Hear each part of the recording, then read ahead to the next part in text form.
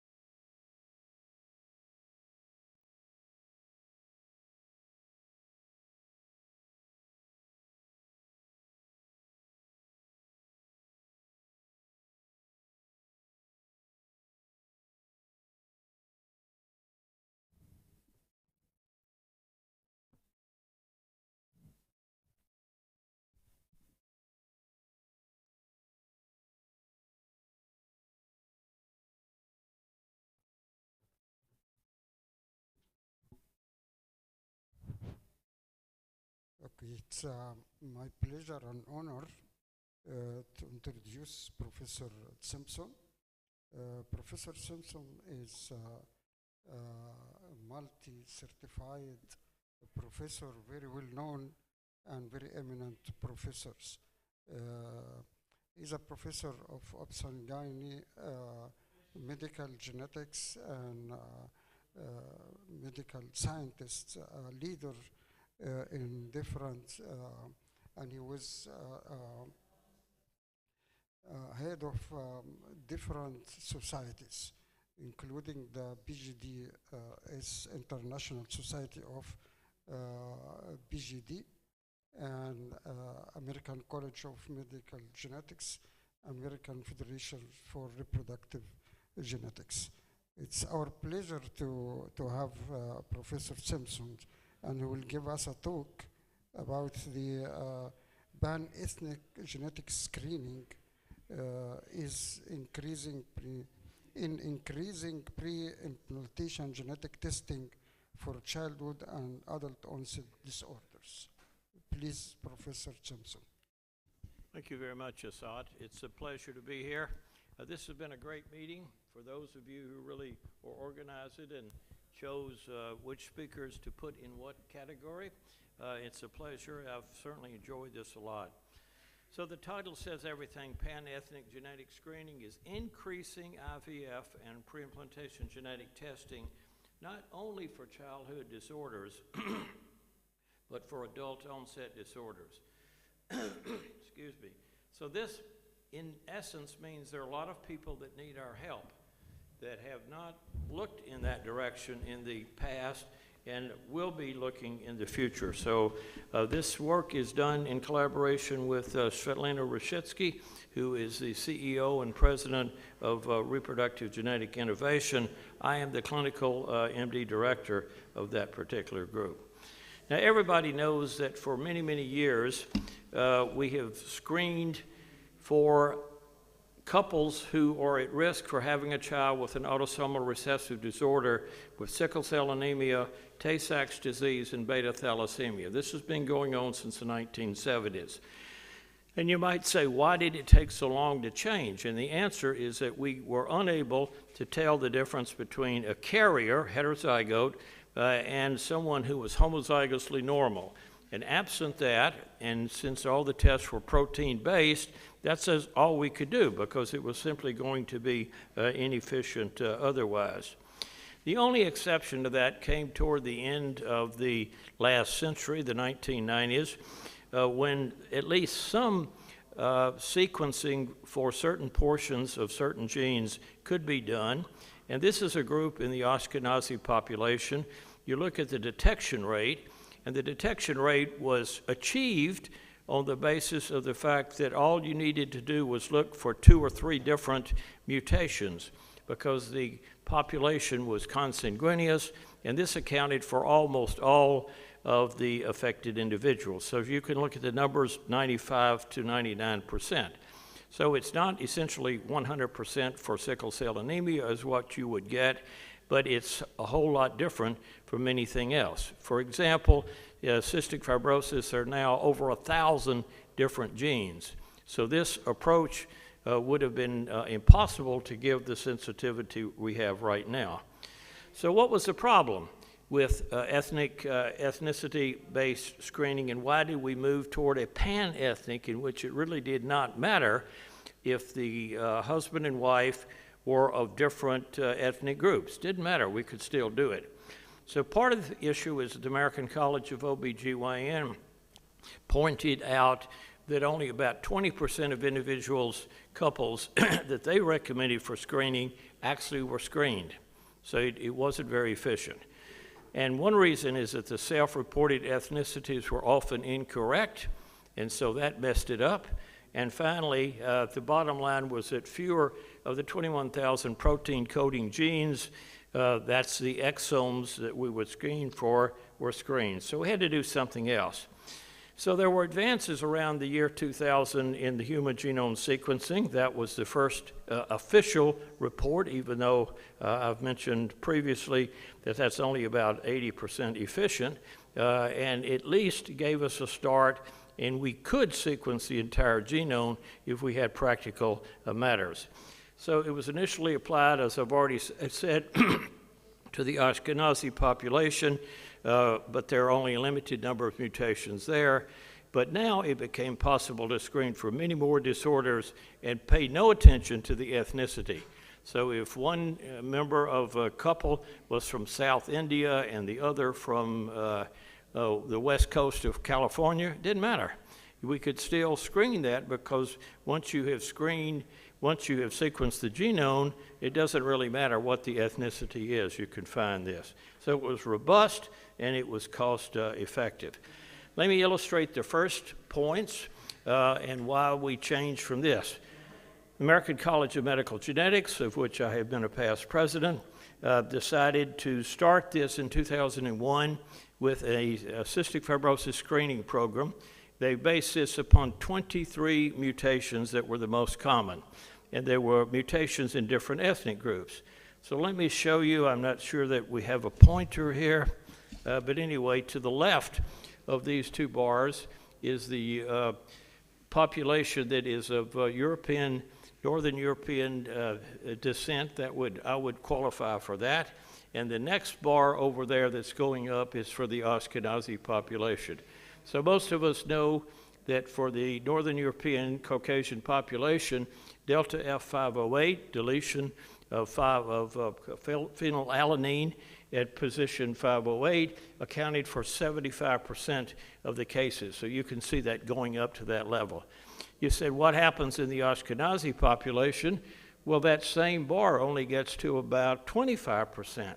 So that's a lousy way of trying to move forward. And instead, a different mutation, the W1281X, X means a stop codon, so the sequencing stops, accounts for most of the rest. And you can see that you add a little bit at a time as you move up the ladder, and it doesn't reach as high as what you'd like. Now, fast forward to 2022, and we put a lot more mutations there, and we are at the 98 to 99%. But let me show you where we would be, particularly in the other populations, other ethnic groups in the states, had we not moved up to a much higher level. So this is the Ashkenazi and the European Caucasian. You can see the percent of carriers, heterozygotes, that were detectable based upon these 23 panels. And you can see what was labeled by our plenary speaker on the first day as residual risk. Residual risk in the Jewish population is 1 in 400, in the Caucasian 1 in 208. So that's still not too great. Now, it's worse when you look at the other ethnic groups, African Americans, Hispanic Americans, Asian Americans. You can read the numbers. Using that 23 panel, we were detecting as low as 49%. And despite that, that was a very significant residual risk that we were missing something. So we had to do more, and the basic issue is to move forward in that population and to have an efficient way of increasing the detection rate for the entire population. So the American College of Medical Genetics and Genomics decided to do this. The results were reported in 2021 in a journal called Genetics in Medicine. Greg, G-R-E-G-G, if you're interested, is the first author of that paper. So they said, of all of the genes for which we could screen, which ones make sense? And we made sense on the basis of there was a severe phenotype that needed to be detected, and the couples would likely wish to try to avoid that. And secondly, it had to have a heterozygote frequency that made sense. Otherwise, it was too expensive and wouldn't have worked. So the conclusion that was made was to group various disorders according to their being severe and according to their heterozygote frequency, carrier frequency. So there were certain individuals who had carrier frequencies of just 1 in 100. There are others 1 in 200 or greater. So remember, greater than 1 in 200, because we were looking at the denominator, is 1 in 100. And then finally, there's a tier 4, that was much more infrequent. So what did the results show when you're identifying those individuals for whom you would like to offer universal carrier screening? Well, Tier 1 and Tier 2, it was just not recommended because it was lots of differentiation among different racial and ethnic groups. But look at Tier 3, and this is where the results came from. You can see that 19 cases had a frequency of 1 in 100 or less, so they were pretty common, and 25 had 1 in 200 to 1 in 100. So you add all these together, and you have 87 autosomal recessive genes worth screening for. Another 10 of these had special supplemental information, such as being present in a given ethnic group, and then there were 16 X-linked recessive genes. So that's it. So the American College of Medical Genetics decided that 113 genes needed to be screened. The exception was that, and it could be relevant in your population in this part of the world, is that if there was consanguinity, as defined as shown, it was worth moving to Table 4. So we moved back to Tier 4 that you see right here. Less common, but it was still cost-effective in that particular population. Now, this doesn't mean that it's perfect, so the ACMG cautioned that at the present time was 2 or 3 years ago, but it's really unchanged. Not all the genes causing a condition may be known or examined. In other words, there are new genes that pop up. Not all the causative variants within even those genes had been identified, so you might have to sequence the entire gene, and it would be inefficient. And finally, variants of unknown significance, about which we've talked in certainly Hussein's pre-Congress course, may be misclassified. Only 80% of those become benign, 20% are pathogenic once you figure it out. So this is these are caveats that would have to be discussed with the patients or so. Now, we'll come back to this later. The slide I just passed over, you'll see it again. But what's happened in pre-implantation genetic testing in our unit in the last several years? So look to the left, and the tall red histobar that says 200 represents those individuals that came to us for PGT who had had a previously affected child. They have a child that has an abnormality, so we know they're both carriers. And only 70 of these, or 26%, had been screened. Now look just a few years later about what's happening.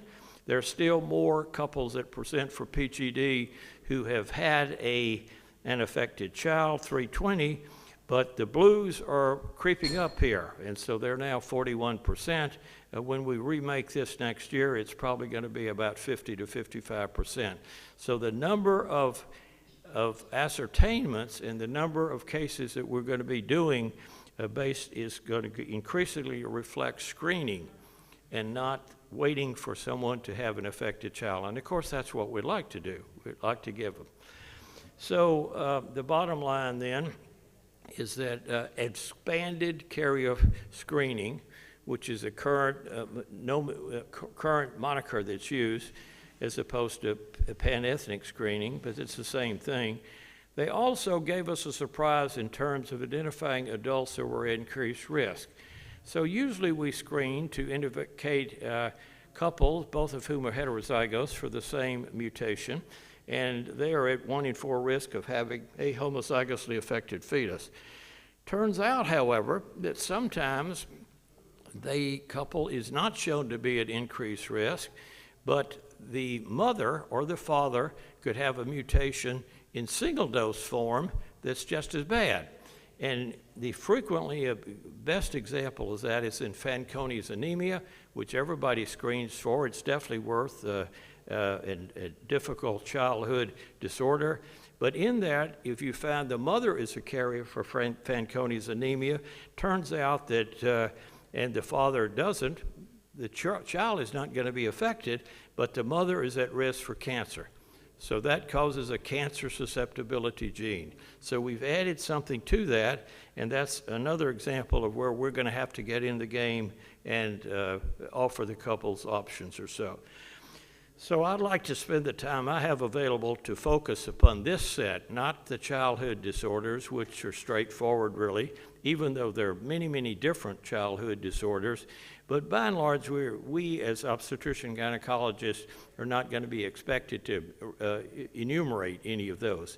This is going to come from whatever laboratory has either seen and diagnosed an affected child, or conversely, they have undergone genetic screening, and carrier screening from any of the 5 or 6 companies that offer that. And usually they look at 400 or 500 different genes. So ACMG did not think that many were essentially necessary.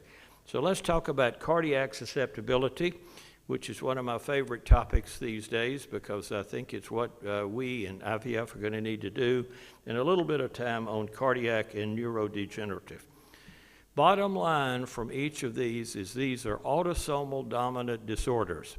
So once you find out that someone in your family, first degree relative, a parent, has that, each of the offspring has a 50% risk. So that's huge. And so let's figure out what's going to happen once you identify that and what it means for us.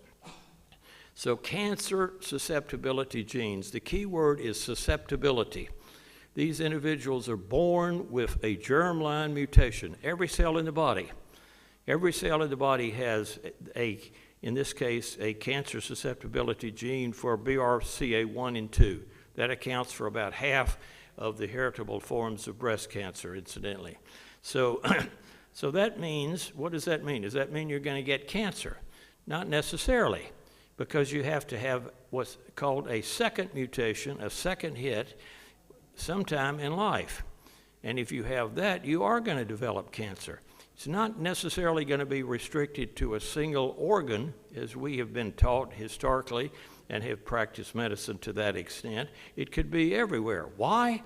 Because the same germline mutations are present in the breast, in the GI tract, in the skin, in the kidney, all sorts of things. So all of these are at increased risk. It's different from what we've historically thought about when we believe that the etiology of clinical cancer was virus, say, or environmental factors. So the second or third hit, then once it occurs, is going to be responsible for cancer in a different organ system that maybe we had expected in the first place. And we'll get to the offspring in just a minute. So the bottom line then is that once you have a cancer susceptibility gene, it could involve multiple organ systems, not just breast in this case, but many other tissues. The different genes could cause the same clinical cancer in a given organ system, and I'll show you that in a minute. And finally, there's molecular heterogeneity within the gene as to what portion of the gene is mutant. So all of this is kind of new concept from what we have thought. We thought it was simplistic. You're either at risk for breast cancer or not for breast cancer, and you don't need to worry about other things. So let me show you what happens when we do worry about these other things right here. So this shows you what happens with BRCA1 and 2, and each of the gray bars here shows the population incidence for these conditions. So for breast cancer, if you are in the population, your risk of developing breast cancer up to the age of 70, that's in fine print toward the bottom, hard to see, is 7.1%. So it's not 10 or 11% because that higher number occurs once you add in the heritable forms. So if you don't have a heritable form, it's 7%. If you live until age 70, your likelihood of developing breast cancer if you have a BRCA1 or BRCA2 mutation is 87%. So it's huge, but it does reinforce the fact that just because you have a cancer susceptibility gene does not automatically mean you're going to develop cancer. Look at this next one over. This is for ovarian cancer. 6.7% in the general population rises to 67% if you have BRCA1. But it's not even restricted to females. So the third sets of bars, are for prostate cancer. So the prostate cancer is 6%. If you're in the general population, that's for most males in the population in the room right here, goes up to about 20%. So it's a threefold increase.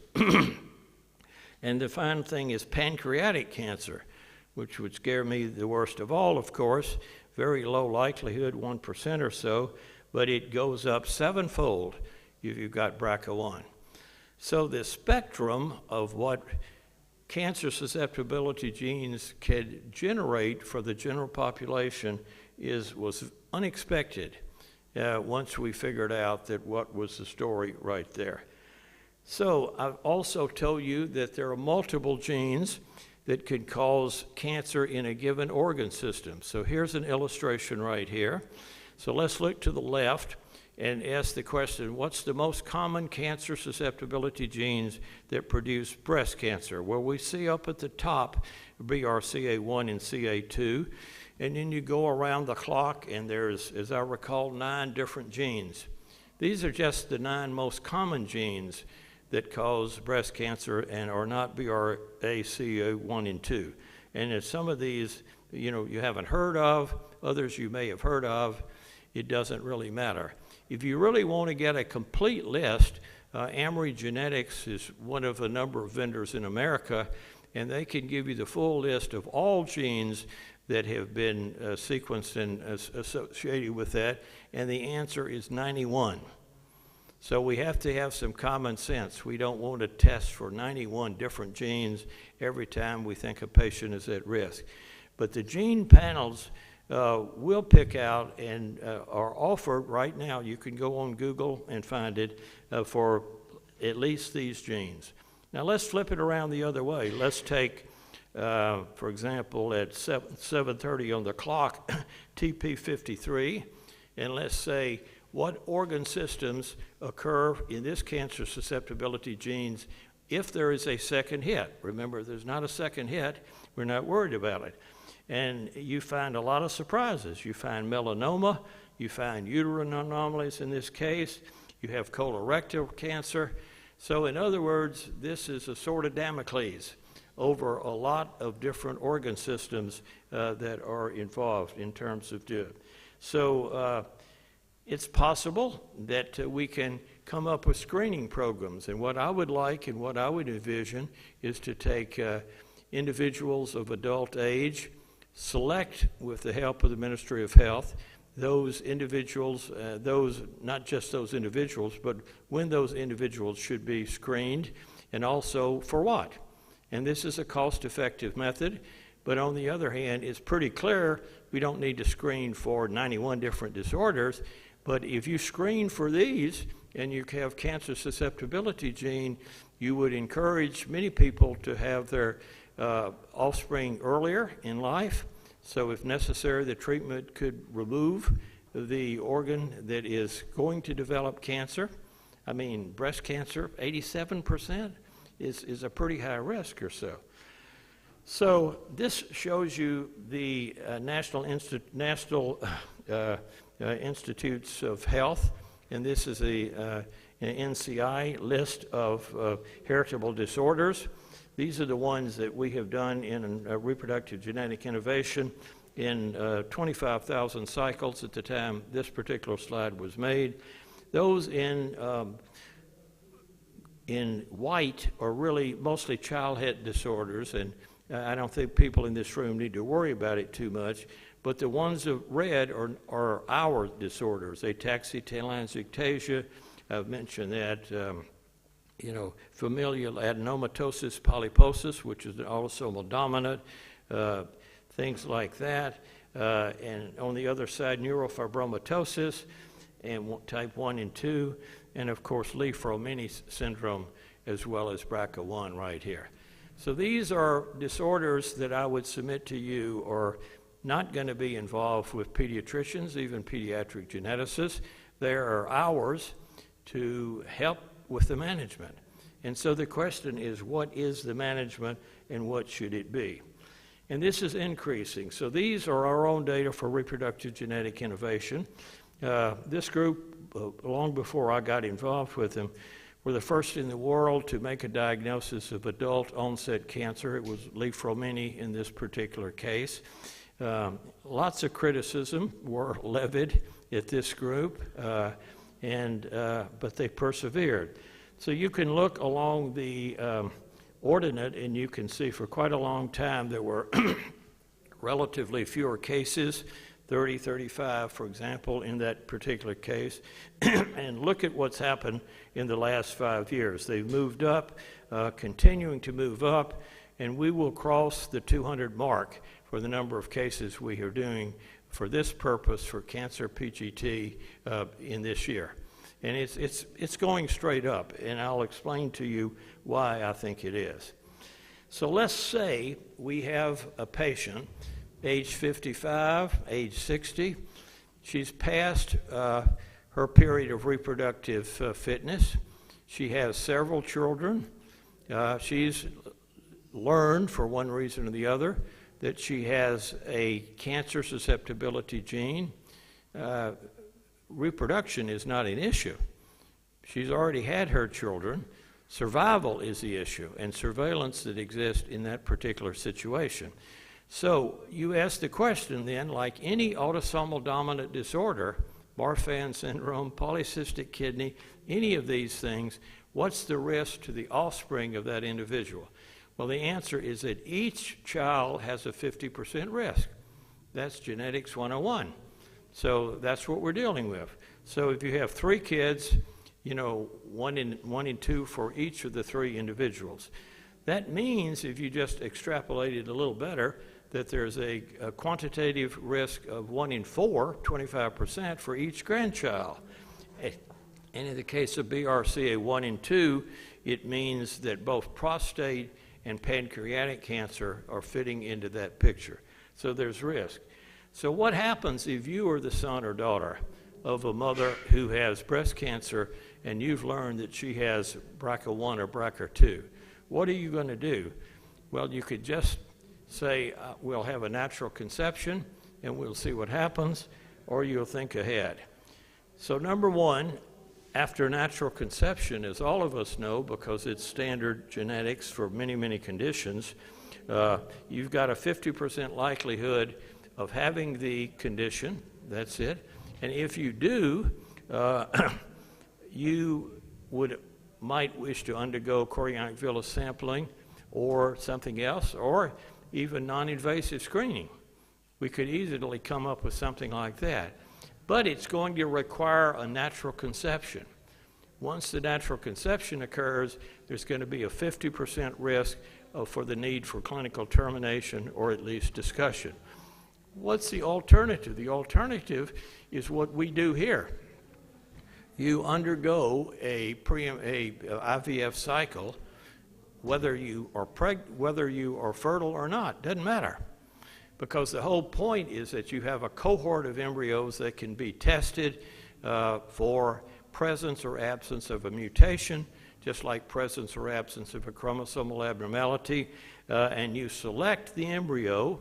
Half of them, on average, should be selectable, and you transfer that single embryo back, and there's zero risk of the gene being continued to transmit in the past in the family. So I think it's a wonderful example of what to do. There are some pitfalls, and I'll just mention a few without going into great detail. Right here should be a clock that I can see, but I can't find it now. So PGT, number one, needs to be combined with PGT-A, so aneuploidy, as well as monogenic testing. There is no added risk to the embryo, so it's a free test, so to speak, in terms of risk. No additional biopsy is needed because the DNA has been amplified. There's tons of DNA that are around. There is something called molecular heterogeneity, and we don't need to spend a lot of time, but I want to illustrate it to you, and then we need to worry about something called allele dropouts. So this is what happens if you add PGTA to the PGT monogenic condition. The monogenic is a cancer. And PGT is totally unrelated to the cancer, but it tells you what the chromosomes are. As we know, it's morphologically normal. 50% of them are going to be aneuploid. So it'd be unfortunate to find out that you had an unaffected embryo with a cancer susceptibility gene, but you had a chromosomal abnormality. So that's what would occur there. So if you do PGDA, the green bar is higher than the red. If you do a spontaneous abortion, miscarriage, you will see that the issue relates. So I wanted to at least show you that there's great heterogeneity, so this is not a simple test to do, and this shows you. So let's take BRCA1 and BRCA2. Let's take, this is our own data, 150 cases for individuals at risk for BRCA1. 67 had the most common mutation. At position 187, there was a deletion of adenine and guanine, AG. But look down toward the bottom and you see unique mutations, and there were an equal number, 65. What does that mean? That was a single family had that mutation, and it didn't repeat in other families. There are a few as you move up the top in which you can see that, but clearly you cannot do simple molecular testing. You're going to need to sequence that particular gene. It is not that expensive. You can do it, but realize this is not the same. This is not analogous to sickle cell anemia when we know what the mutation is, we know the nucleotide change, and we can look at it. This is more complicated, but from a OBGYN point of view and an IVF point of view, the geneticists are going to take care of the diagnosis here. So just a final few slides. Where do we stand in terms of our own experience? We now have done about 30,000 cases. A third of those were single gene disorders. Go down the list in which you can see cancer predisposition in 874, almost 1,000 with neurodegenerative disorders like Huntington's disease, and increasingly 109 cardiac conditions. So our plenary lecture pointed out a cardiac condition that was present with arrhythmia and had resulted in a death. So just let me show you a couple of slides. These are the adult onset cardiac conditions. Same principle I've just told you about those individuals in the family that are increased risk. The ones to remember are the first three: dilated cardiomyopathy and hypertrophic cardiomyopathy. These frequently are ascertained in young men who are athletes and overexert themselves in one reason or the other.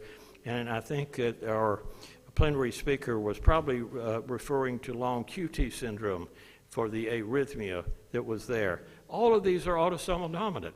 It's the same principle as cancer susceptibility gene. And finally, the adult onset degenerative disorders. These are the ones that we deal with most often. Huntington's disease is no surprise for you. Realize, however, there is an early onset Alzheimer's disease. It occurs in the 50s, different from the usual form that occurs in the 70s, and that can be tested as well. And so that group is very, very interested in identifying younger people who have Alzheimer's similar. So here's the summary. I'll read it since I hope we have a minute. Pan-ethnic genetic screening identifies many more pregnancies at risk than the prior ethnicity-based screening. So ethnicity-based screening is really out the window now. Cancer susceptibility genes in adults are present at birth. You're born with them. You can't make them go away. You either get it or not, and it's like any cell in the body, they've got the same DNA. You can't obliterate something. The clinical cancer, however, occurs not in everyone with a cancer susceptibility gene, but only if you've had a second mutation, a somatic mutation. and they are typically, in fact almost always, autosomal dominant, and that means that 50% of each offspring can inherit that. The offspring of a parent with a cancer susceptibility gene increasingly choose to manage their pregnancies with IVF and embryo selection, even if they're fertile, even if they've had a previously affected child, because that way they can avoid the risk of, or the dilemma of deciding whether to undergo a clinical termination of pregnancy. And that number is increasing.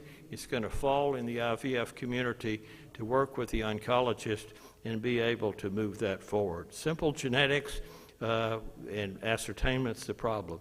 And finally, the same principles that I just outlined for cancer susceptibility apply as well for neurodegenerative disorders and cardiac condition. So it's a pleasure to talk about one of my favorite topics here. I'll leave the summary slide on in case there are questions that arise from the audience. So thank you very much. Thank you very much for this excellent, I can say, review of the pan-ethnic and screening for even cancer. Although it has several impacts on early detection of pre-symptomatic detection of neurodegenerative disorders that need very special counseling. But first I will take the question of Professor. Thank you very much, President. It's a wonderful presentation. I really loved it. I'll just express a worry. You know, for example, each time I know that there's a new school or college for artificial intelligence opens and it's taking up students and students are interested, I get coronary spasm.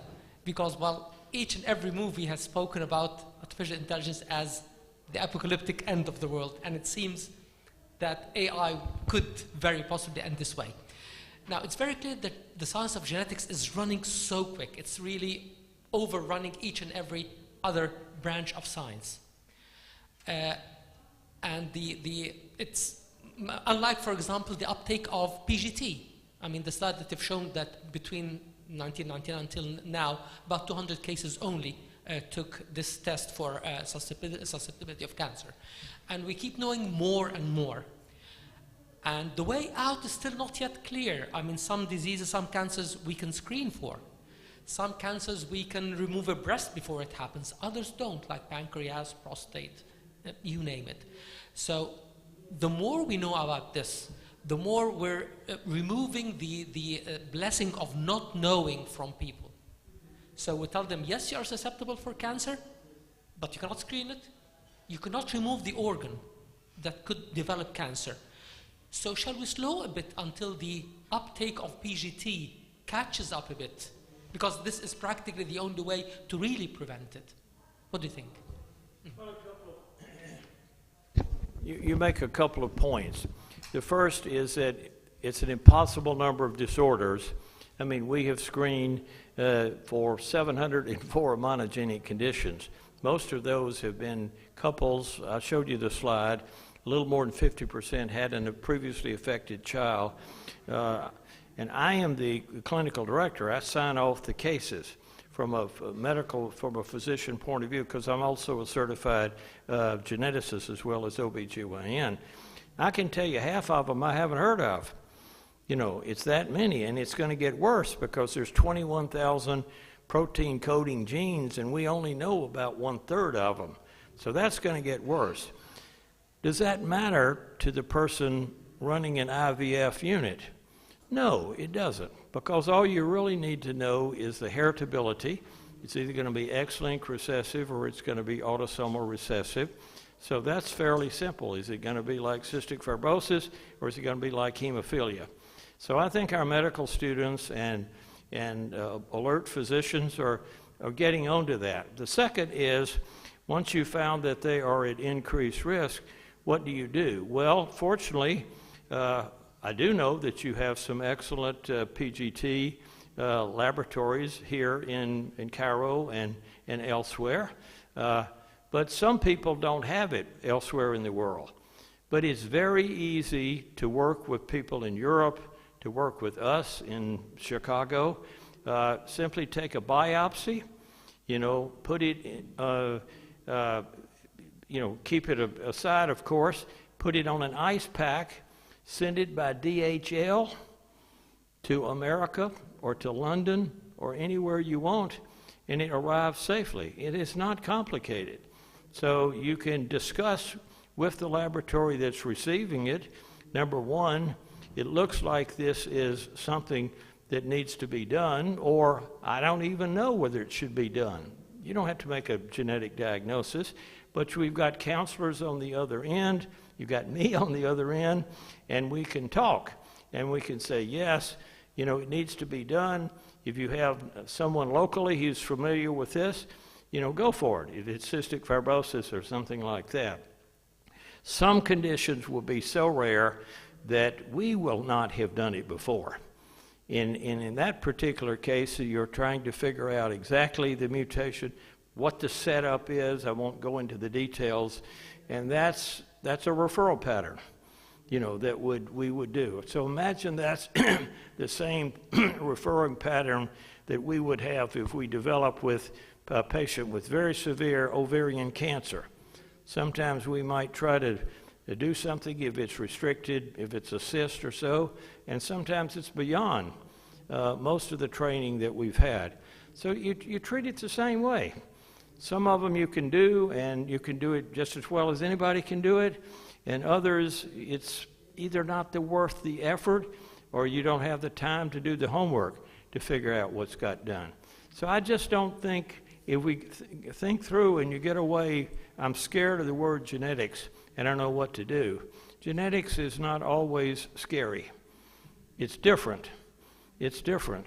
Immunology is different. Immunology scares me, for example, to take a simple example there. So I think it's easy to do. Dealing with the government and getting the Minister of Health to pay for tests, and I understand that I should have mentioned that it cost in America about $1,000 to sequence the entire genome. You can sequence the mother, father, and the child for not much more, and you can get the bioinformatic interpretation 2 days later and treat the child if the child needs. So we're not talking about the cost that it would take to keep someone in the neonatal intensive care unit for 6 months.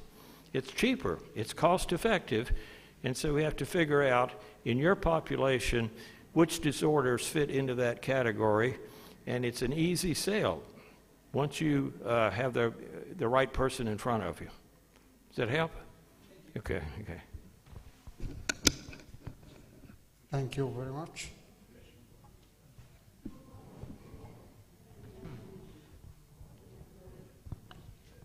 It gives me a great honor to co-chair this session with two eminent geneticists, international known, Professor Jolie Simpson and Professor Aziz Subki. I think we all enjoyed the first talk, and now it comes to our next speaker. It's Professor Eli Adashi. He is a professor of medical science, former dean of medicine and biological sciences, Brown University, East Coast, USA. This is a recorded presentation. Is about heritable genome editing, so near and yet so far.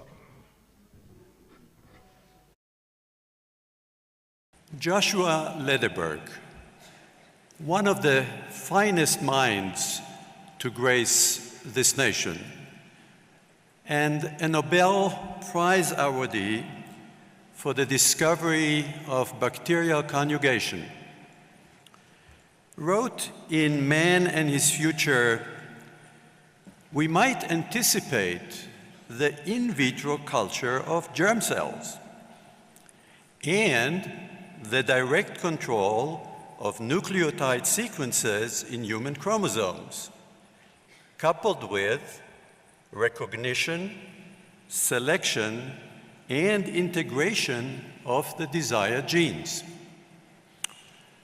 In hindsight, we can only speculate as to the functionality envisioned by Professor Lederberg, which in all likelihood represented something that we would refer to today as word processing, if you will, wherein we replace one letter with another, sometimes one word with another, and at yet other times a whole paragraph with one another, using relatively simple commands such as cut and paste.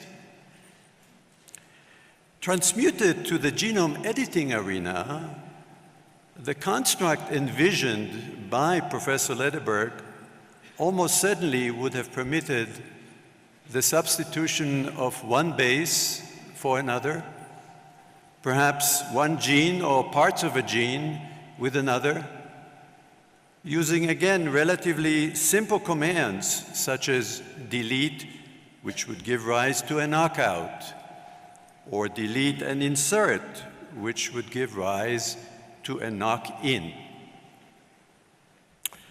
To be sure, the search for genome editors has been underway since the early 80s. And for all practical purposes, it is ongoing as we speak.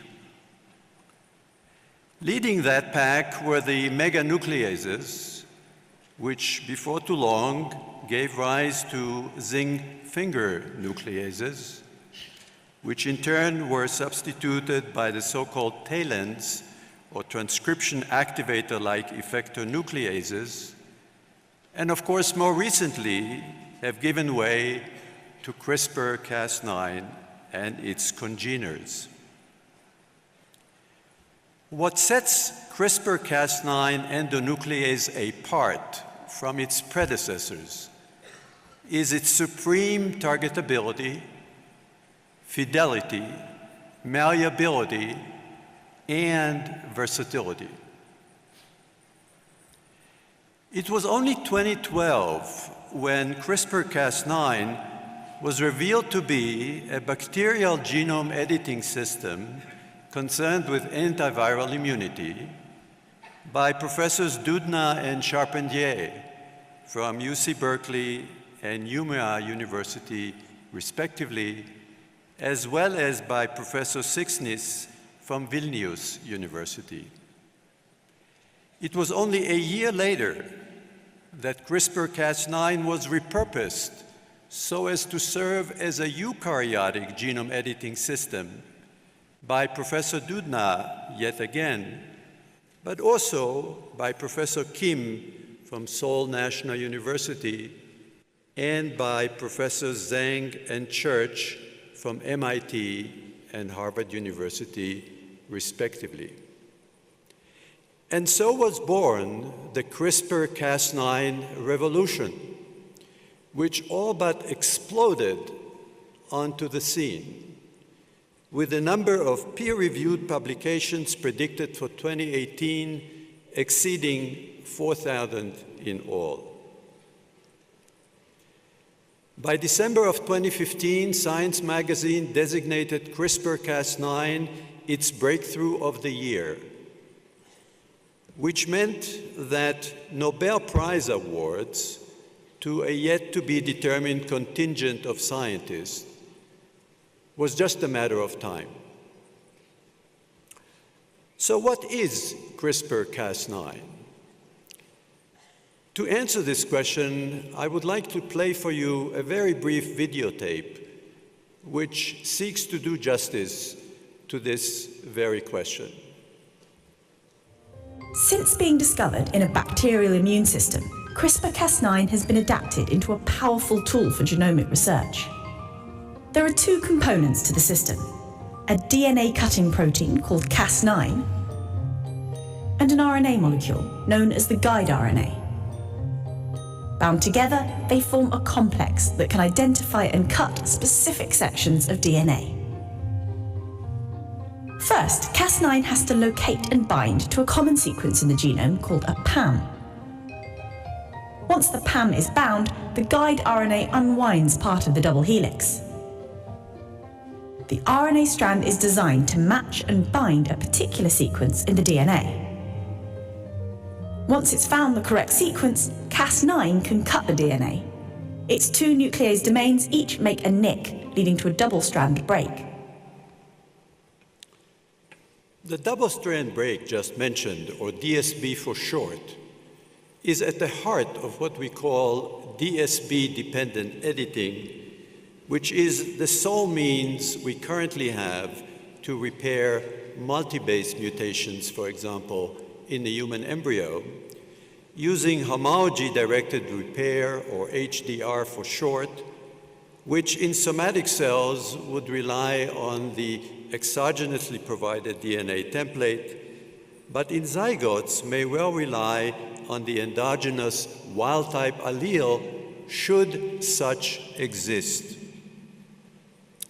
The problem with DSB-dependent editing is that it triggers non-HDR DNA repair mechanisms, such as non-homology end joining, which gives rise to small stochastic on and off target insertions and deletions, also known as indels, but also to large on-target deletions and complex rearrangements. For these reasons and more, interest has been growing in so-called DSB-independent editing, a technique that would allow us to repair single base mutations in human embryos using so-called base editors that have the capacity to replace CG pairs with TA counterparts or AT pairs with GC counterparts. How this remarkable technology operates is briefly illustrated in the next videotape.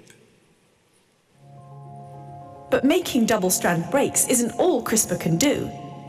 Some researchers are deactivating one or both of Cas9's cutting domains and fusing new enzymes onto the protein. Cas9 can then be used to transport those enzymes to a specific DNA sequence. In one example, Cas9 is fused to an enzyme, a deaminase, which mutates specific DNA bases, eventually replacing cytidine with thymidine. This kind of precise gene editing means you could turn a disease-causing mutation into a healthy version of the gene, or introduce a stop codon at a specific place. Which brings us to the main subject matter of our conversation today, editing the human germline. To get us started, it may do us some good to ask some very basic questions. For example, what is the objective of human germline editing? The simple and probably correct answer is to prevent disabling and life-truncating monogenic maladies, or as some have described it, transition from chance to choice. This is, of course, a lofty goal, which, if taken to its logical conclusion, would in principle rid humanity of the so-called monogenic scourge. Another basic question we may wish to ask ourselves: what universe do we envision occupying with this new technology? The moral conviction behind human germline editing notwithstanding, surely we do not have in mind to tackle the 10,000 or more human monogenic disorders that are presently listed in the online Mendelian Inheritance in Men. Rather, we are likely to take a more focused approach and go after edit-suitable maladies. By that I mean maladies for which peri- or postnatal medical therapy is infeasible, maladies for which peri- or postnatal somatic editing is ineffective, maladies for which PGD is inutile, or for that matter, is associated with a rate-limited embryo complement, and of course, genes or alleles that are highly penetrant, ideally singular, and of course, CRISPR accessible. The last basic question we may wish to ask ourselves has to do with the state of human germline editing today as we speak. The simple answer for which is nascent, and as the subtitle of this presentation suggests, so near and yet so far.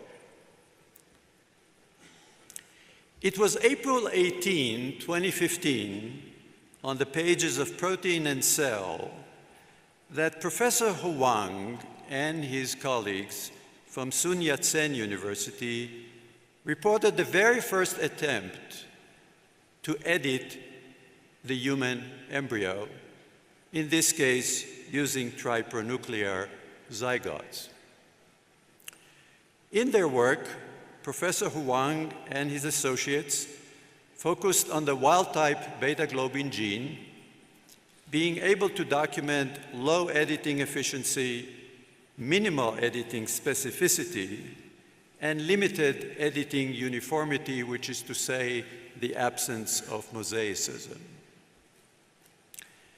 The limited scientific accomplishments, if you will, of this proof of principle contribution notwithstanding, this paper shook the foundations of the scientific community to its core and changed the course of history in many ways, some of which we will cover today, later on this afternoon. It is probably this contribution of this paper which led Nature magazine to include it in its year-end Nature's 10. In the wake of this proof of principle contribution, at least 4 other similar contributions saw press, all reliant on DSB-dependent editing. Yet additional 4 articles saw press not too long after that, trying to capitalize on DSB-independent editing. All of these contributions, for the most part, represent proof of principle contributions. It was not until August the 24th, 2017, on the pages of Nature, that Professor Shukrat Mitalipov and his colleagues from Oregon Health and Science University embarked on the first significant and meaningful effort to assess the utility and feasibility of germline editing in the human embryo. In their quest, Professor Mitalipov and his colleagues focused on an autosomal dominant malady known as familial hypertrophic cardiomyopathy, which is attributable to a mutant sarcomere gene. As you can imagine, this malady is incurable, and though amenable to symptomatic care, all too often ends up with sudden cardiac death.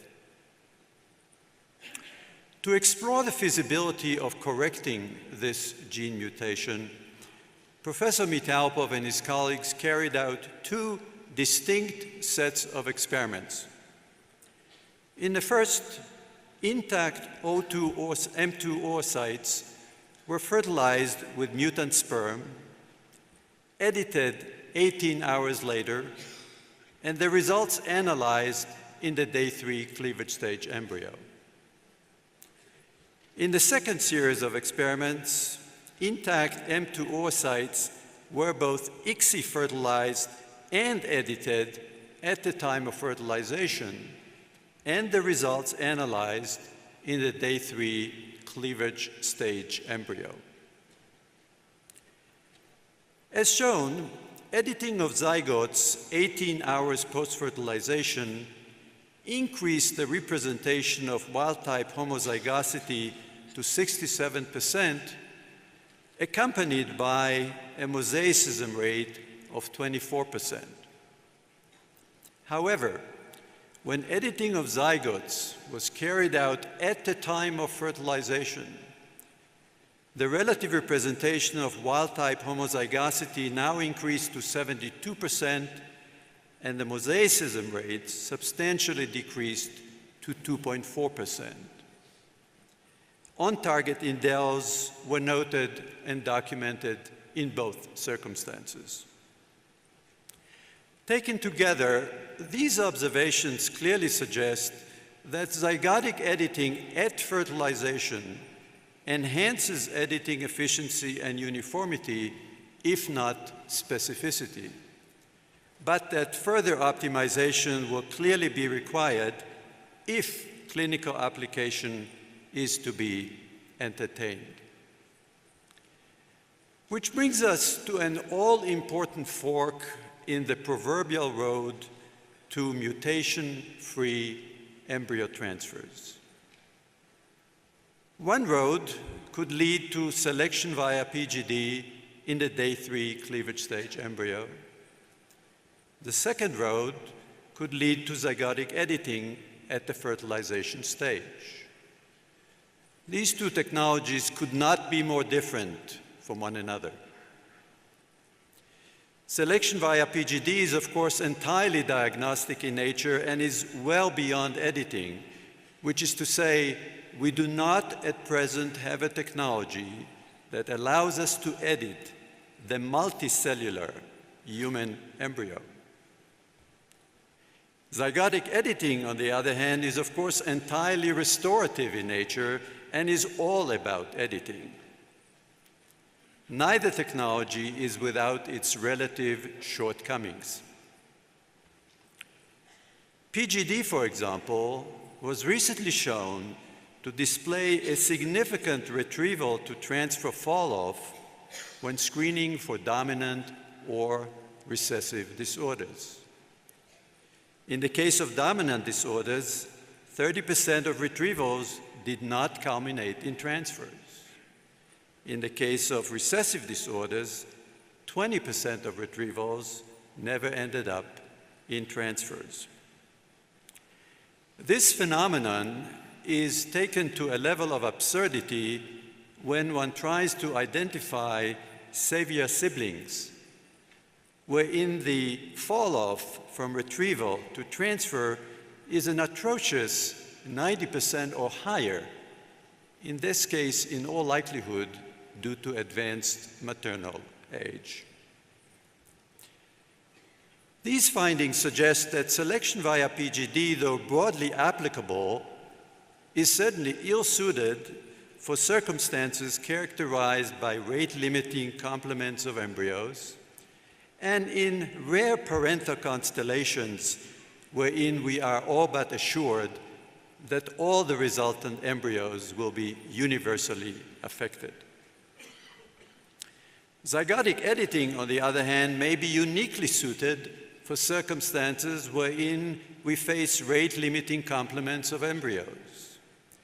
Although we must realize that when we do so, we expose both mutant and intact zygotes to the editing mix, the significance of which, if any, will have to be carefully evaluated. Beyond that, I am sure all of you realize that what will be required at some point is some form of pre-transfer validation of whole embryo editing rigor. That is to say, validation or quality control or quality assurance of the editing process that just transpired. This might take the form of cell-free DNA in embryo conditioned media, or it might require altogether new non-invasive assessment technology that is yet to be developed. Finally, consideration should probably also be given to a future third road, apart and distinct from selection via PGD or zygotic editing. Reference is being made here to editing of stem cell-derived human gametes in the context of IVG or in vitro gametogenesis, which is making huge strides, as you know, and frankly, is just a matter of time at this point before it becomes a reality. Should that technology materialize, it would afford us with unique quality control and will all but assure the absence of mosaicism.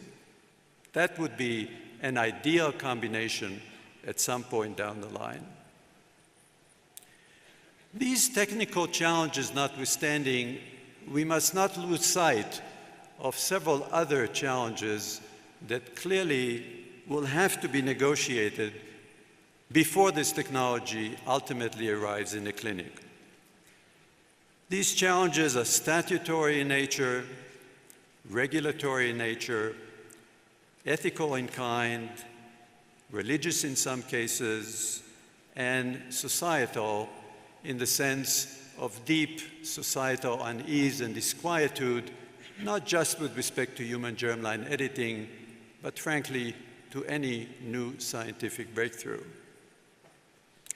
In the United States, the statutory challenge has to do with a recurrent annual rider that prohibits the FDA from adjudicating research in which a human embryo is intentionally modified to include heritable genetic modification. This law effectively precludes any clinical trials of human germline editing in the United States with the approval of and under the watchful eye of the FDA. Assuming statutory relief is achieved, which is not certain, one would still have to negotiate the regulatory bar and document the usual safety and efficacy under the authority of the FDA. That presently, obviously, is infeasible. Ethical concerns about human germline editing abound and have been the subject of discussion now for half a century. A sampling of those is only shared here. One important one is the so-called loss of disability pride by certain disability communities, such as deaf culture, who would in many ways would like to hold on to what they developed over the years and not universally embrace this new technology. We always must keep in mind the prospect of state-led eugenics, which is not all that far historically from where we stand today, and we always must be sure that that does not transpire. There is, of course, the matter of heritability of edits, the fact that this technology reverberates down the generations, because whatever change we effect will, of course, materialize down the line. And then there is the debatable point of progeny rights and consent, the notion that would-be progeny were never consulted, let alone consented, a point that ethicists often enjoy discussing. In sectarian contexts, we must anticipate religious concerns. Those will mostly focus on sanctity of human life, in this case, the embryo, the dignity of procreation, what some perceive to be the hubris of human infinitude, or worse, usurpation of divine power, so-called playing God. And then there is a pervasive sense of societal disquietude whenever a new scientific breakthrough comes along. This is true for humanity throughout its long history. For the most part, this is a fear of the imponderable, fear of the unknown and the unfamiliar, of revising the laws of nature, of tampering with creation, of altering the natural order, a fear that tends to be resistant to cerebral arguments, in that it is very visceral and very emotional in nature, having observed millennia of tradition in reproductive life that is now taken apart and changed altogether. There's really only one way to get around societal disquietude, and that is to engage society in a constructive and meaningful conversation on this new technology.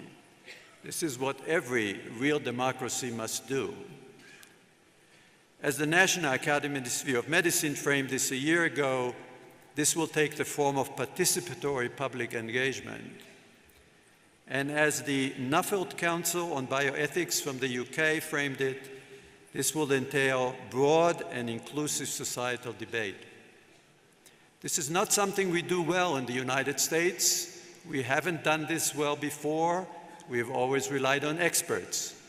Europe is way ahead of us on this one, and we would do well to learn from them on this and related phenomena. Which brings us to the question of how do we move forward?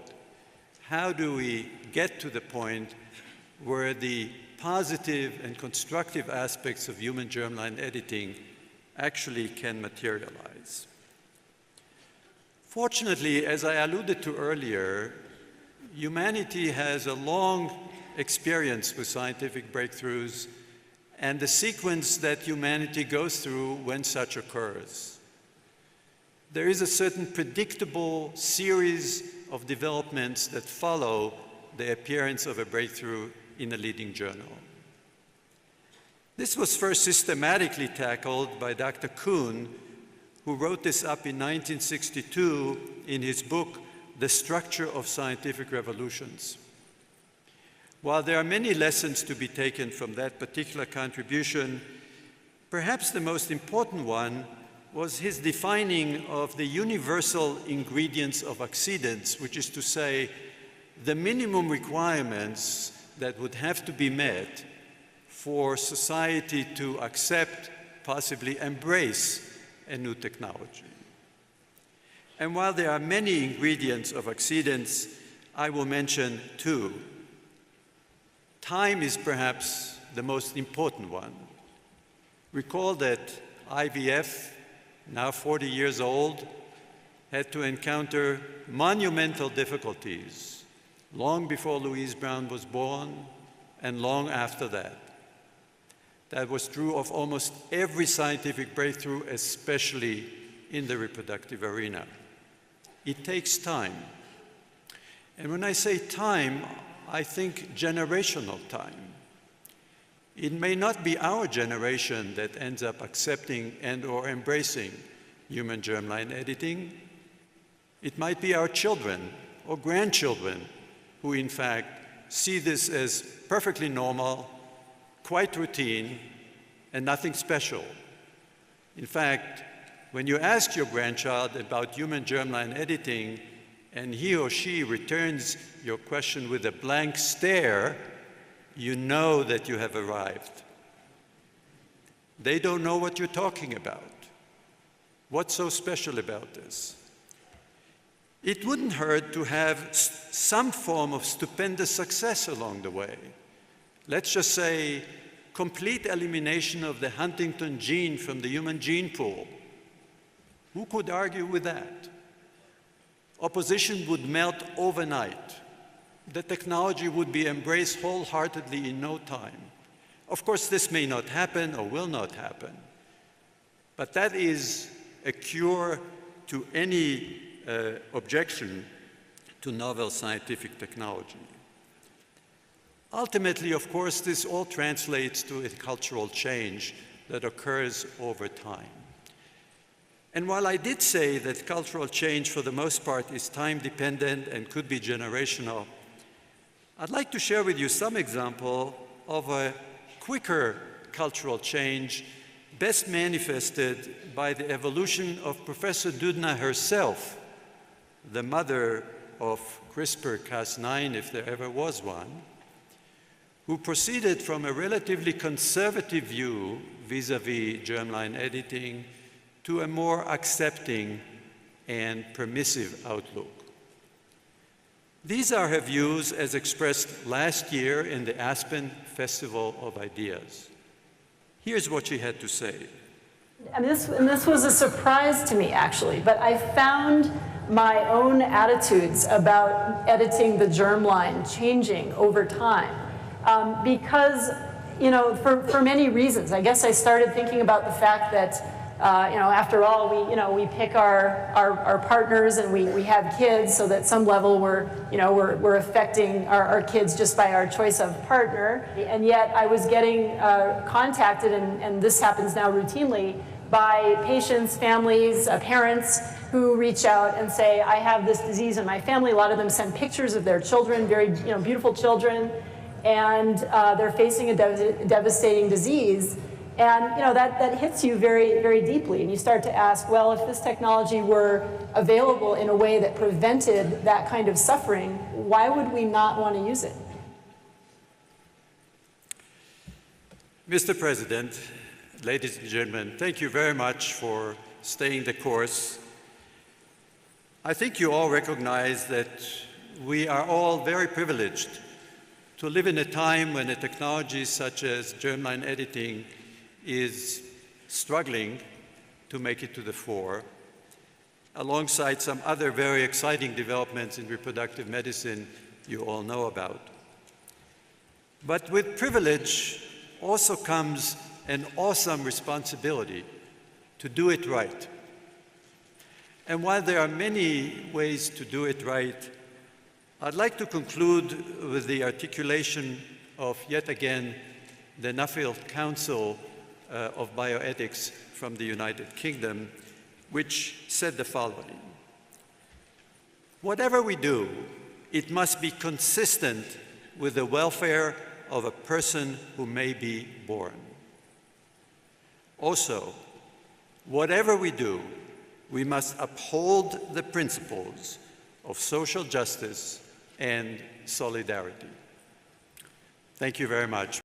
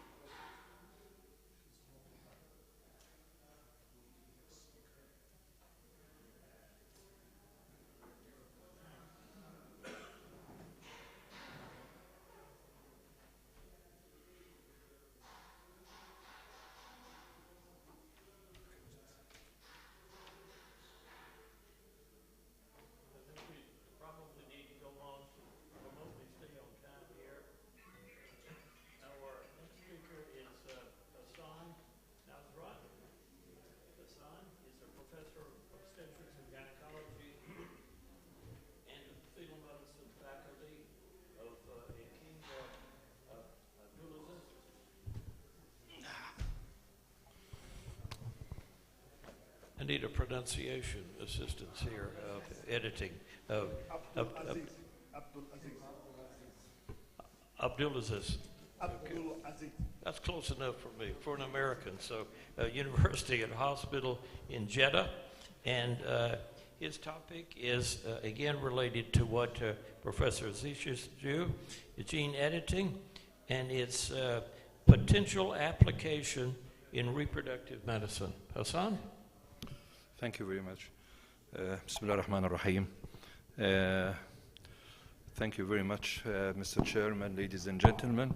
I'd like to thank my previous speaker, who actually have made my task a lot easier, because a lot of what I'm going to say is probably there is an overlap between what I'm going to say and what we have just heard. Imagine that you are driving a car at a top speed on a road that you have never drove in before, in a country which is you never been to before. You have no idea about its rules, regulations, traffic rules, whatever it is. And in this situation, the chances that you will make accidents, break rules, or perhaps not even get to your destination at all is very high. It's extremely high. I think this is what's happening to us with the very fast, very, very fast development in technological areas in various, or technological field in various areas. Artificial intelligence, robotics, biotechnology. It's going too fast. In 2020, we have just heard that these two ladies were awarded the Nobel Prize for discovering the CRISPR-Cas9, a genetic scissor, a tool for rewriting the code of life.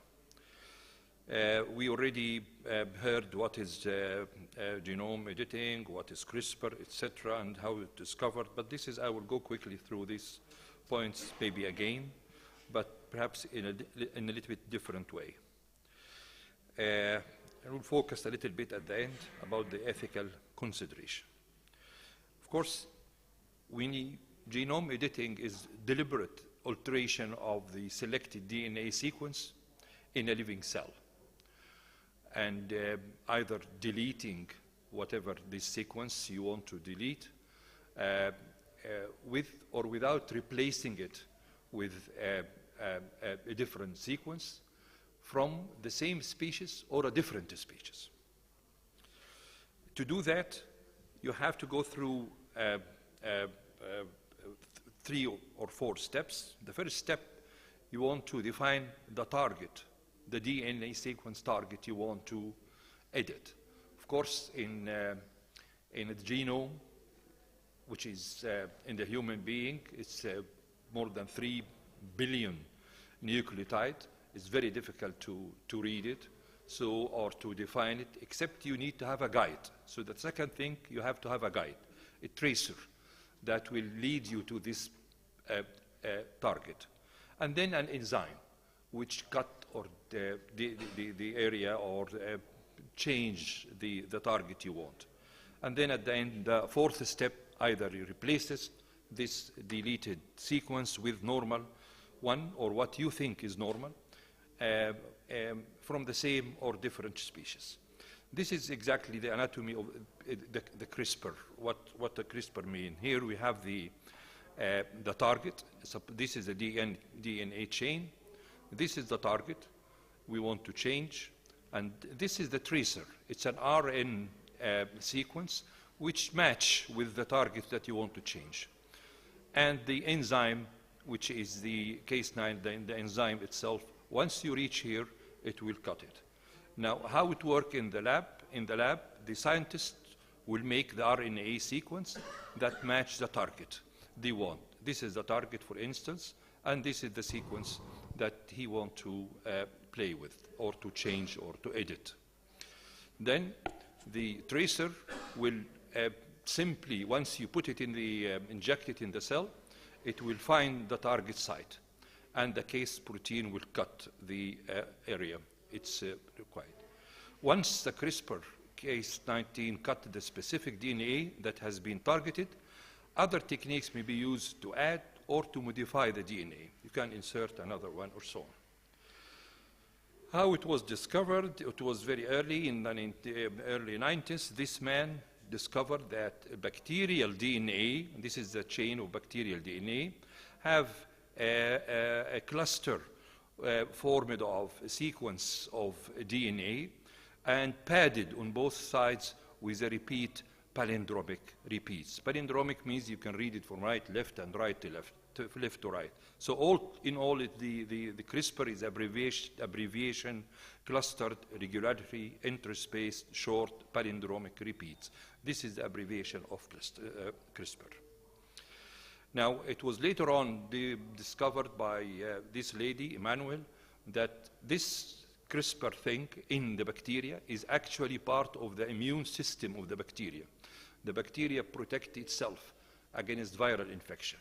So upon viral infection, the bacteria use the CRISPR-associated protein to cut piece of the viral DNA.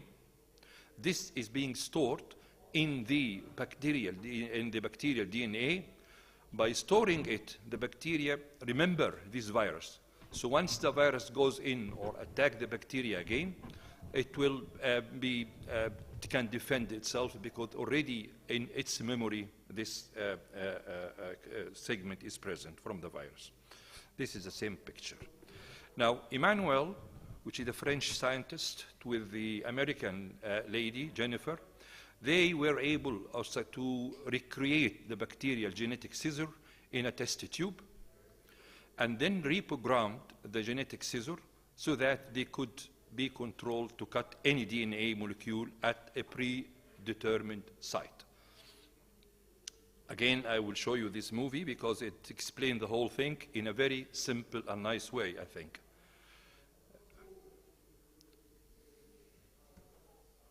A fish sound, but I don't know where the sound goes. Well, it's like a hound that this is the tracer, and this is the enzyme, the scissor. Once the hound or the tracer reach the point, it will cut it, and you can also load it with a replacement, or another DNA to replace the one you have removed, from the same species or from the different species. This is all what it does. Right.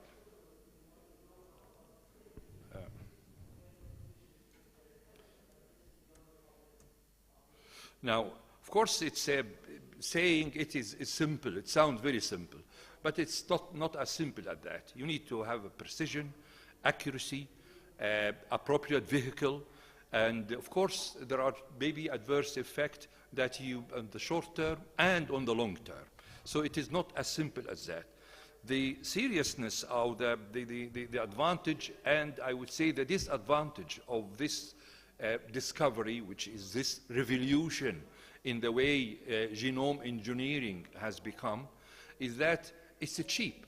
You can simply, if you want to edit certain part of a DNA sequence, you simply write it, send it by mail to any of the, there are several companies by Amazon, and you get it next day in a box for just a cost of a few dollars, the tracer you want. So it's easy to learn and easy to apply. So this is advantage as well as disadvantage. Now, opportunities and the challenges are many. Of course, on the opportunities, you can prepare targeted medicine. It's being used to prepare biofuels, to raise disease-resistant crops, new industrial products, a lot of things, and it's being applied and used quite successfully. But through all the challenges of safety, ethical concern, and of course, the challenge for whatever regularity or regulation you put, there are always challenges. There are two major types of genome editing, somatic and germline, and they are very different. The somatic cells, that is, you are treating a genetic disorder in a person. For instance, someone with sickle cell disease, whatever Duchenne muscle dystrophy, whatever disease you are trying to treat in the person. So that will be affect the person you are treating, will not be transmitted to the next generation. But if you play the germline editing, you play with the sperm, the ovum, or the early zygote embryo, then you are changing the species itself, because this change that you are going to make will be inherited to the chances are very high to be inherited to the next generation. So it is as if you are changing the species. يعني تقول تغيير خلق الله زي ما يقولوا. We are more concerned in this meeting with the application in reproductive technology.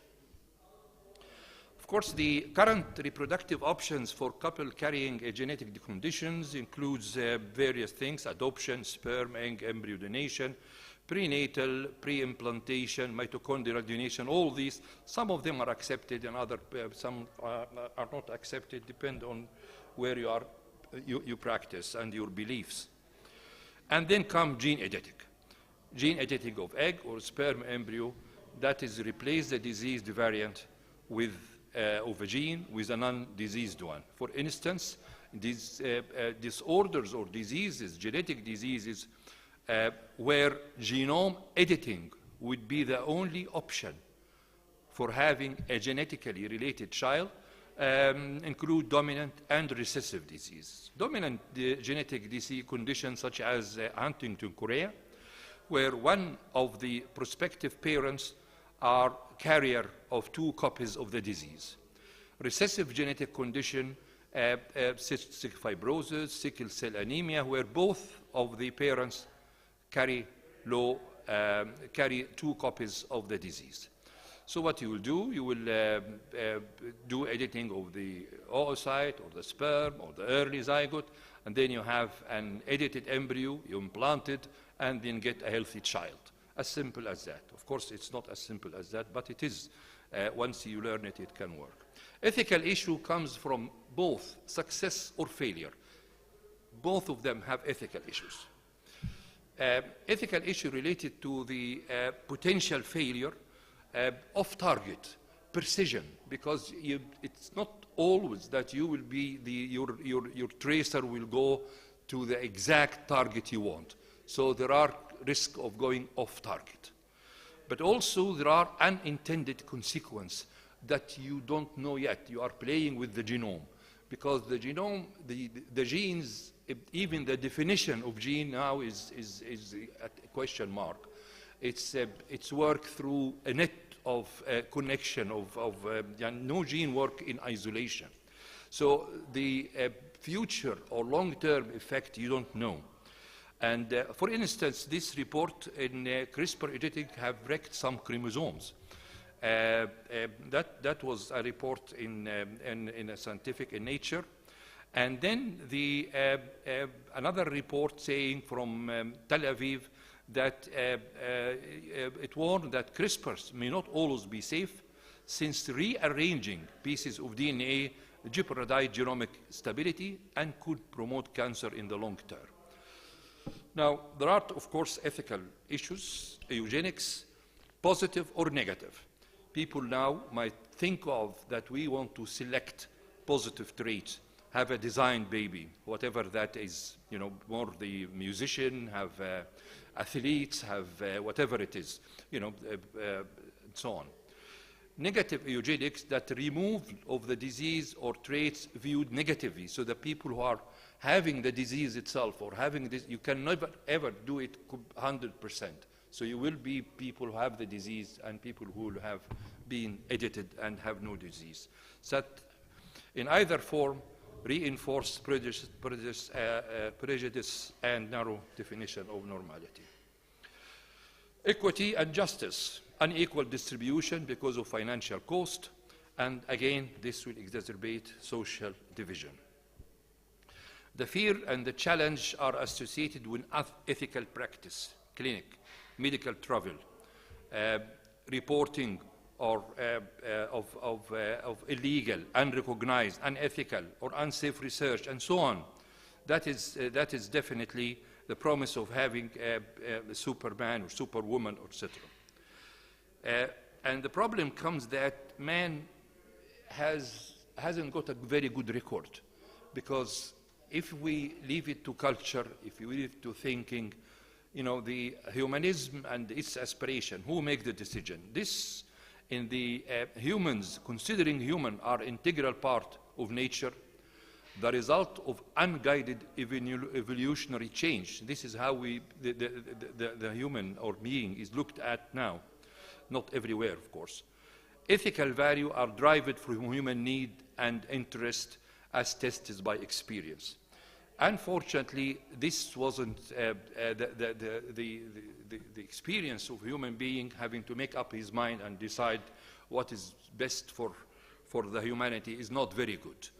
The record of when man discovered the atomic power, the first thing they did wasn't to use it for culture and for building civilization, but for eliminating or vanishing 2 major cities from the face of Earth, Hiroshima and Nagasaki. So it's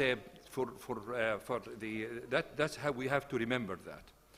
This man or this chap was a Chinese scientist who was condemned in for prison for 3 years in 2018, I think, for editing human 2 embryos or 2 babies against infection of HIV. HIV virus, susceptibility for HIV virus depend on certain receptors on the surface of the cell. Therefore, if your genome does not produce this receptor, then you will not be susceptible to HIV. So what he did, he was actually trying to remove or eliminate those receptors or the genes, edit the genes which make those receptors. Now, as you can see, how did he do this procedure?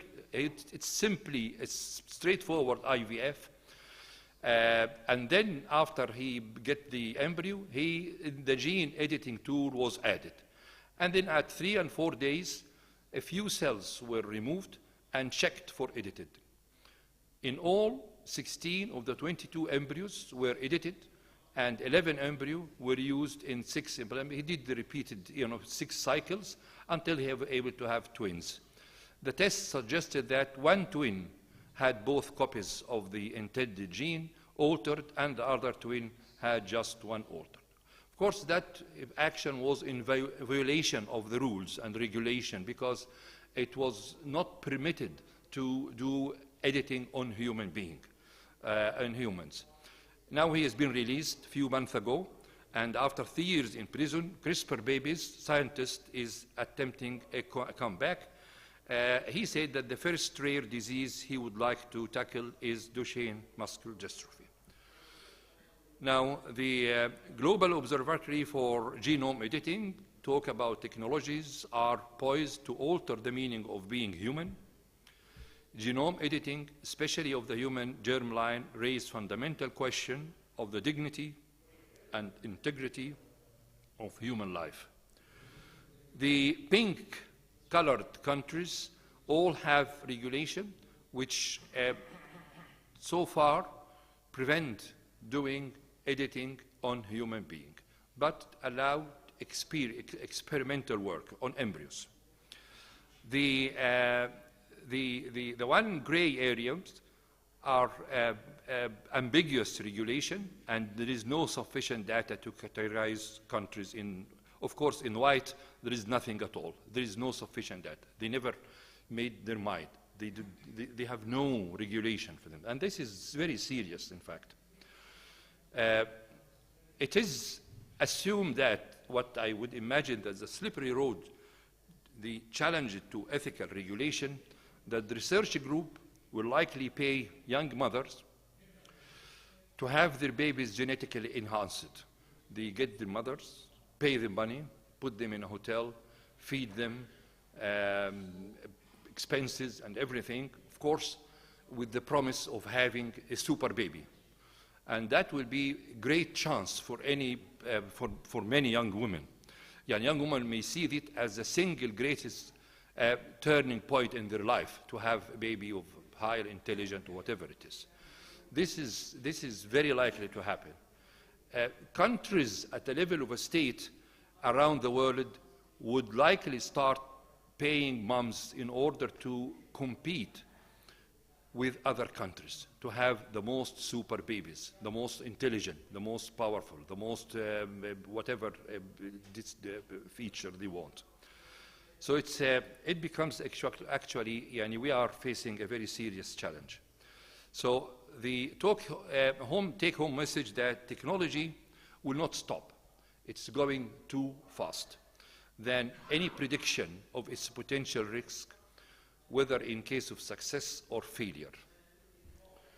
Each country, I urge that we have to, we here in our country, we don't have any regulation so far, as if the technology is going extremely fast, and we need to convene, we need to have regulations. Each country should have its own regulation in accord with its belief and with its needs. Scientific institution should take role in the research and the application of genomic editing. So this is the last slide I have, and I would like to thank you very much.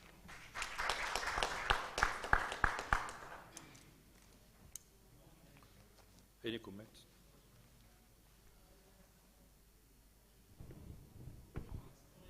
Thank you very much, Professor Hassan. If anyone has a question,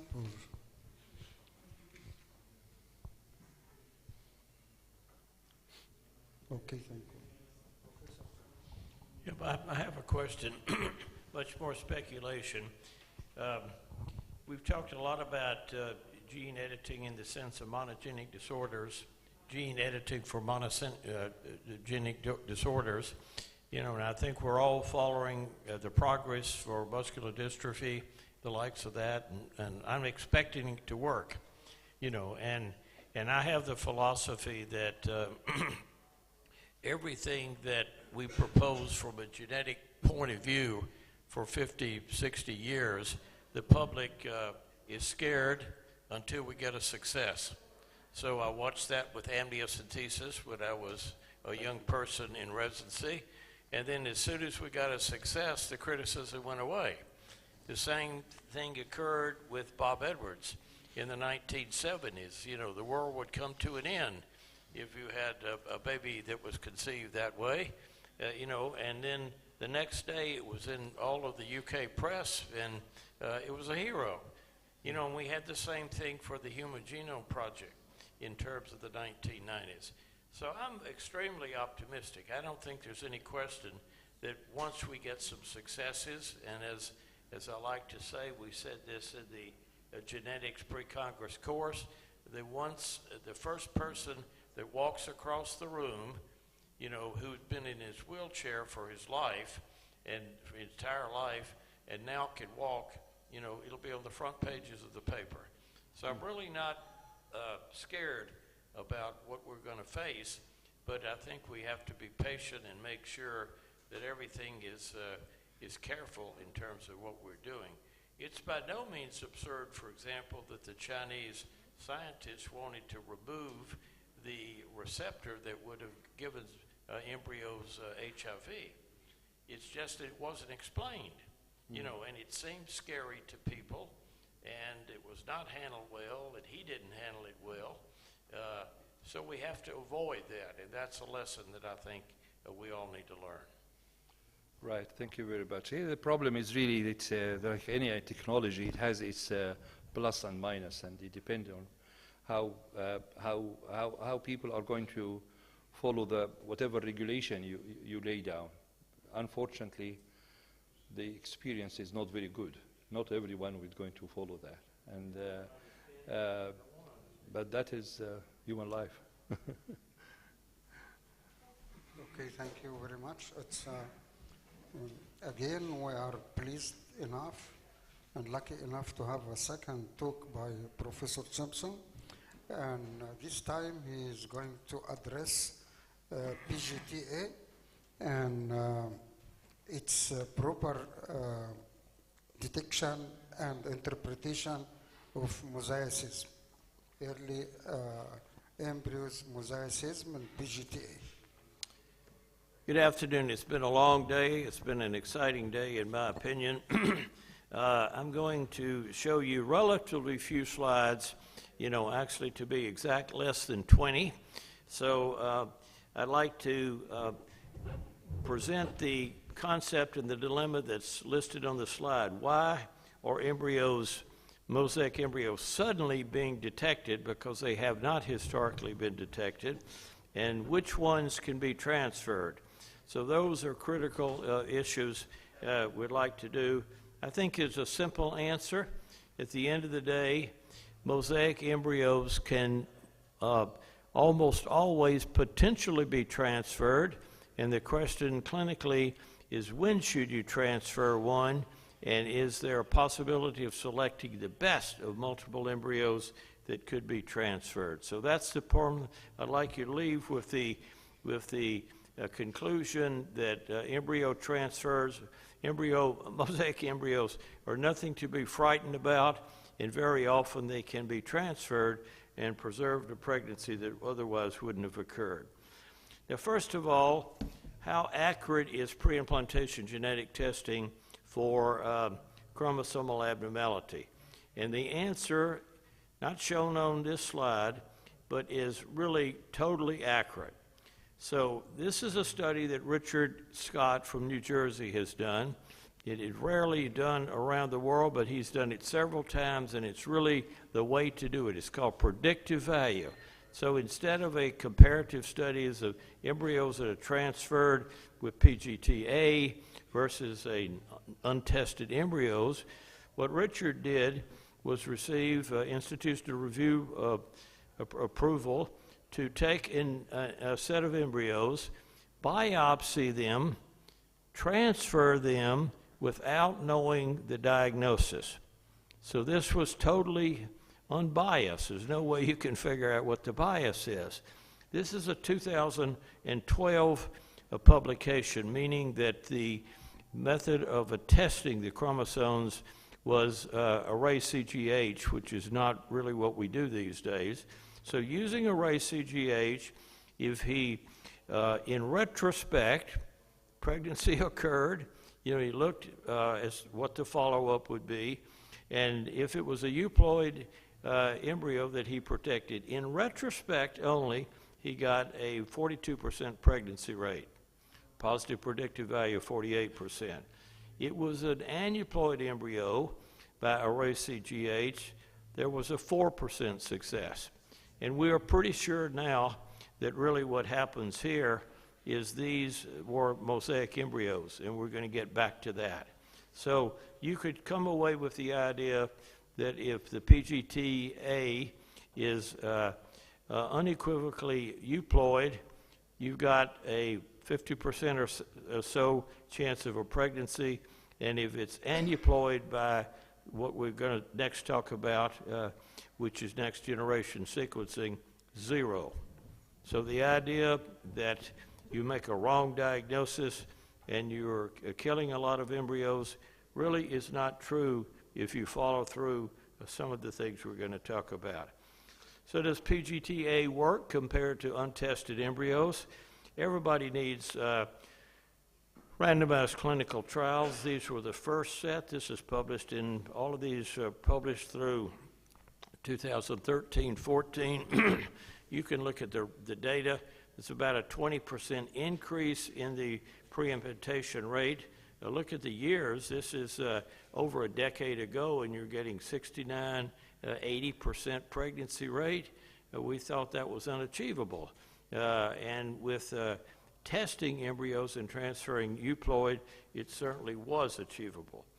Now, what's the current technology? Because this is what you need to understand to appreciate the confusion about mosaicism. So in next generation sequencing, the bottom line is you don't use floors. You obviously can't do a karyotype on 5 or 6 cells of an embryo.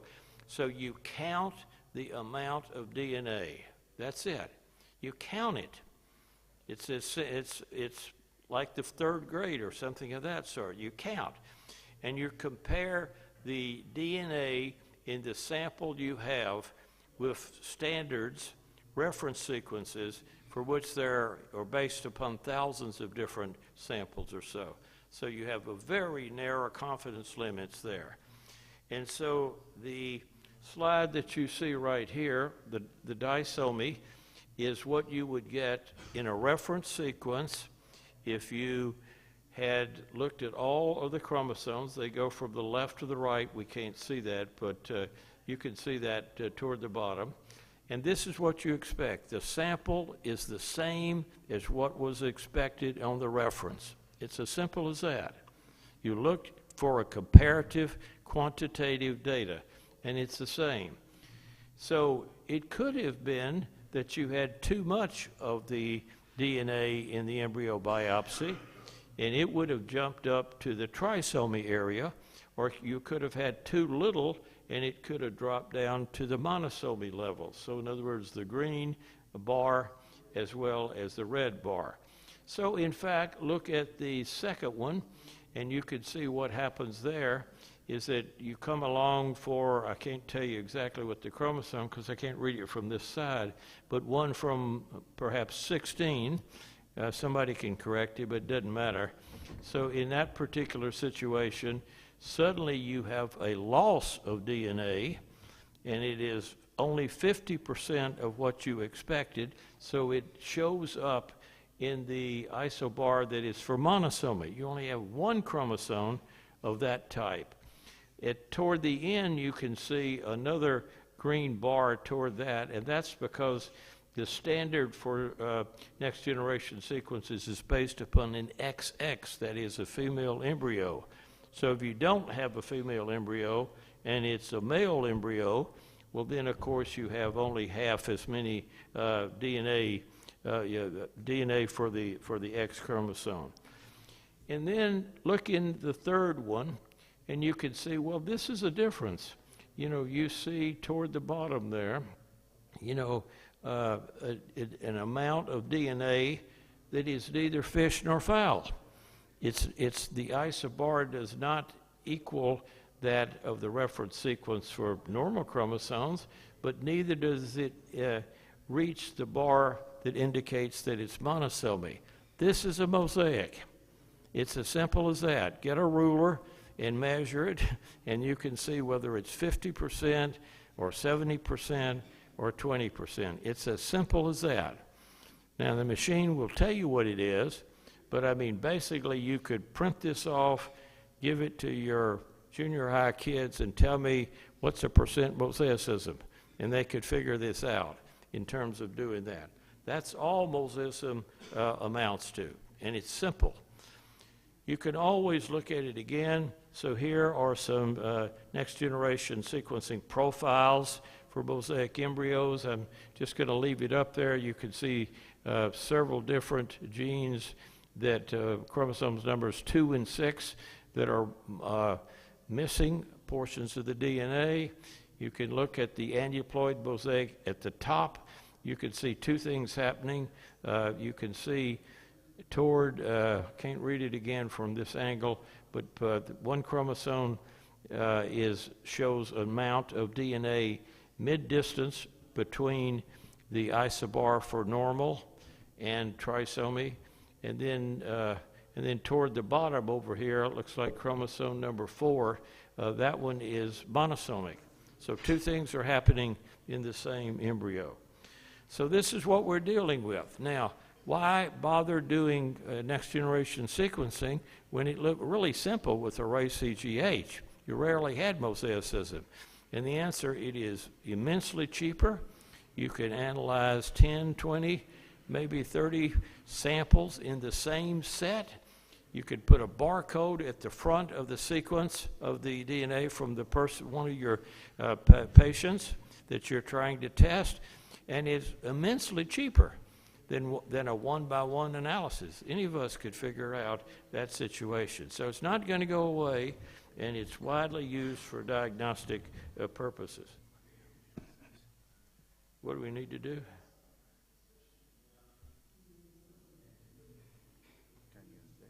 Oh, I see. Okay, I've got a pointer here. Very good, thank you. So the next slide will show you what happens in our own unit in Chicago. This is almost 15,000 embryo biopsies in which we looked to see what the numbers were. And the average age of the patient was not young. They were 38 at the time. So as you would predict, about 44% of these were euploid, monosomy 13, and if you had monosomy, trisomy, and the mosaics here, that would be about the remainder 50%. So you would expect some possibility of not being morphologically normal.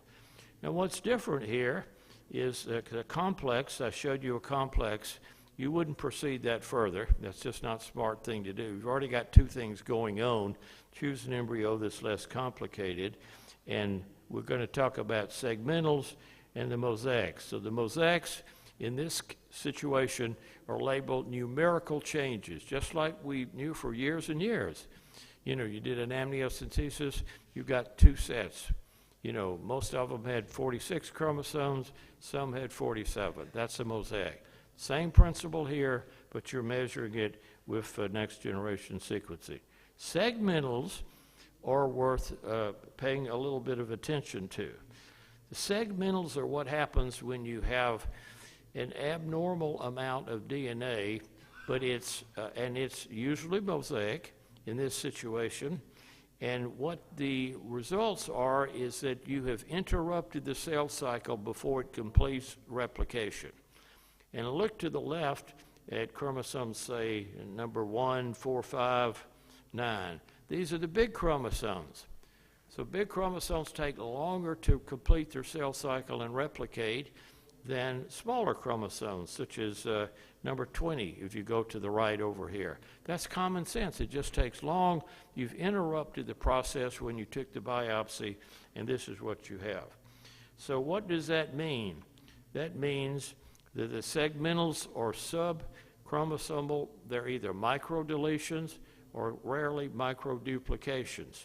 And so they differ from an entire chromosome being involved in the way we used to think, and we thought for most of our career that that's what a mosaic is.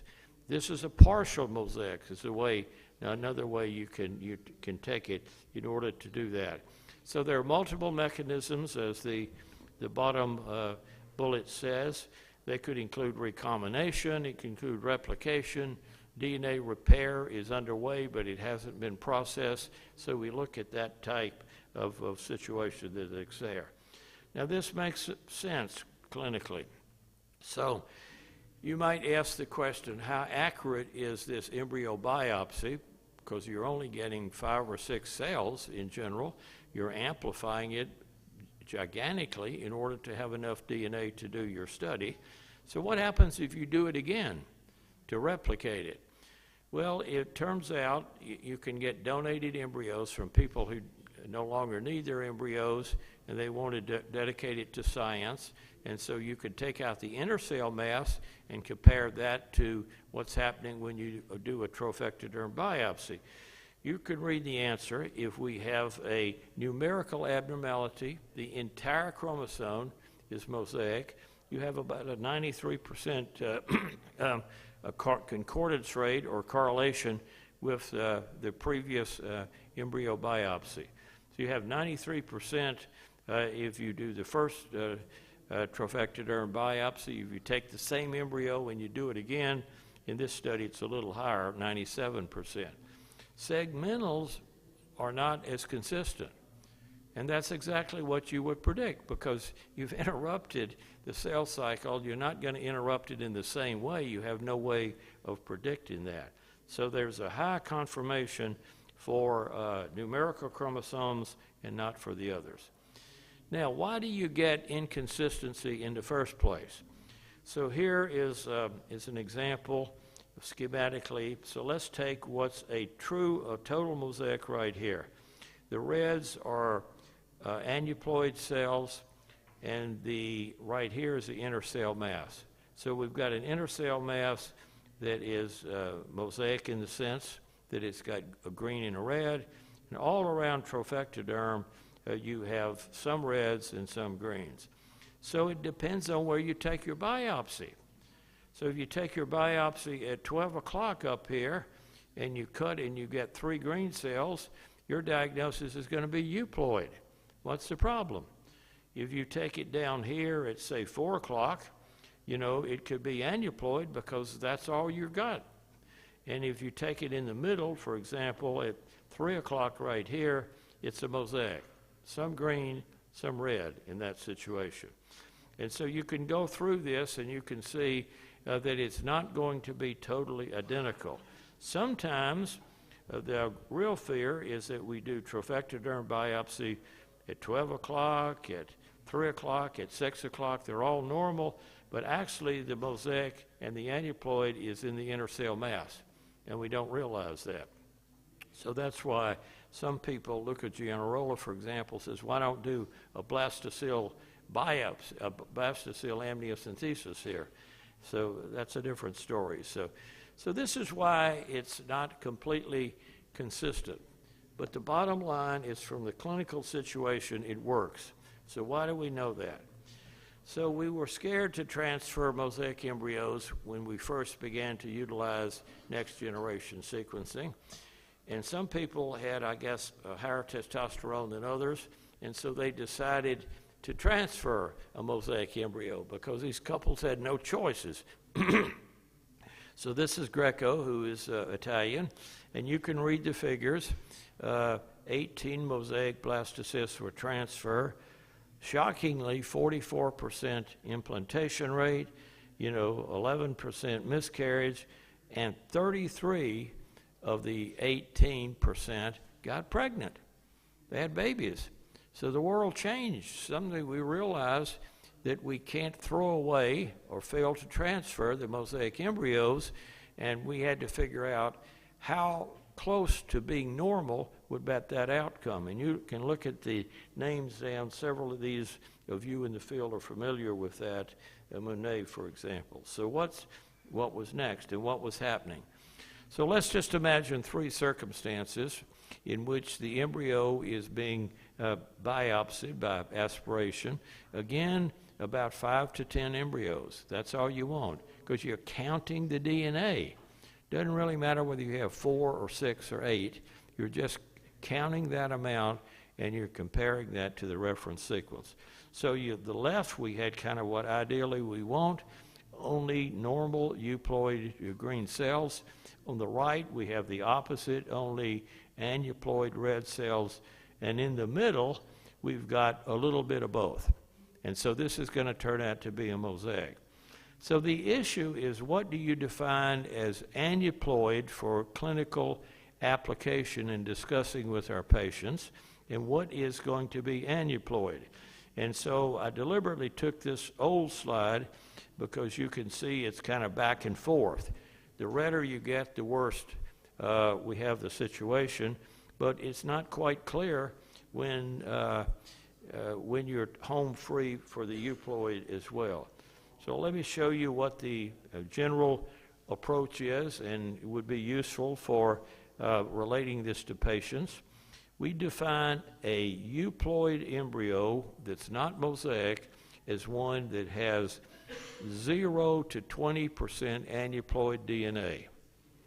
I didn't say 0 aneuploid DNA. I said 0 to 20. Conversely, it reached to the bottom row there, a non-mosaic aneuploid is actually not totally all aneuploid.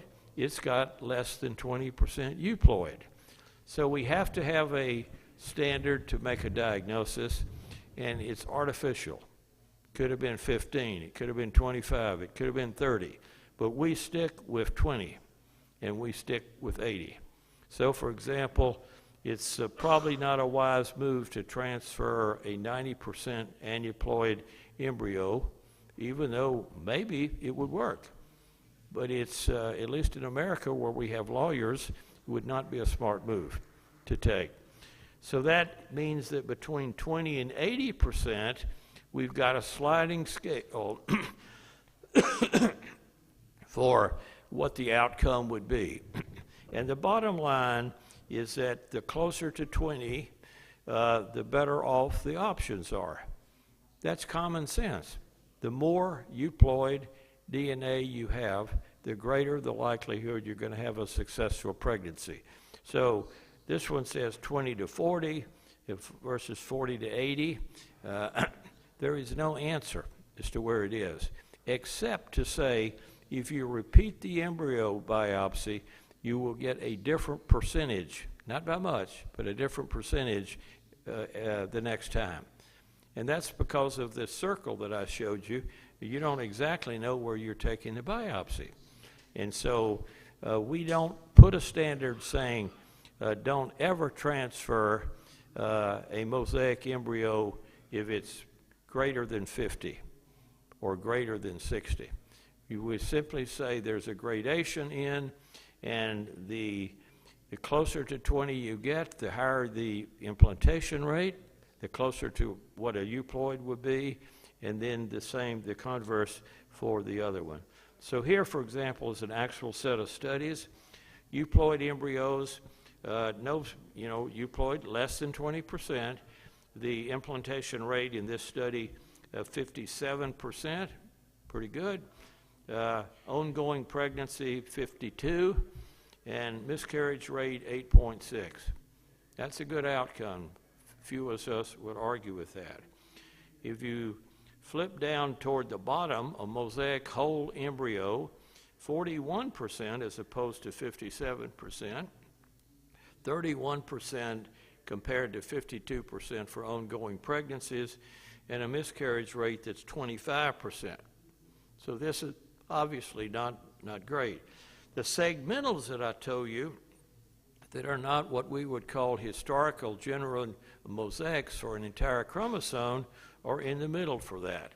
You know, I'm sorry, or middle between euploid and mosaic whole embryos, but actually most of these are going to be normal. So look at the outcome, about 10% less for each of these. So there's a gradation, and if you're forced with the situation of transferring a mosaic embryo because that's all you have, you simply say we're transferring the embryo between 20 and 80%. You know, it's 40%, and that's on the good side, but it's not as good as a euploid embryo. You don't want to promise that it's as good. But on the other hand, it's usually the only option, you know, and therefore you should transfer it and tell the patient. Now, last several slides is that what happens if we have a cohort of these and we transfer them. So this is done by Viota. He is Spanish, and he's in California right now. He's running a registry. You can look up his name, V-I-O-T-T-I, if you want to participate. So he took a sample. This was the original first 1,000. There have been more of these. And he collected these entire samples and wanted to know from various laboratories how many transferred this mosaic embryo. So you started with mosaic embryos, and then the question is, what did you do with them? And that was a transfer. So you can see that toward the green area, 79% of the mosaics that were transferred implanted. And most of these led to a viable pregnancy. I can't read 99%. So this is good. This is good work. And you've got a couple that were stillborn. And then 20% didn't make it. Now that's high. That's higher than what we would ordinarily expect when we transfer, you know, a euploid embryo, because at that stage it'd be 5 to 10%.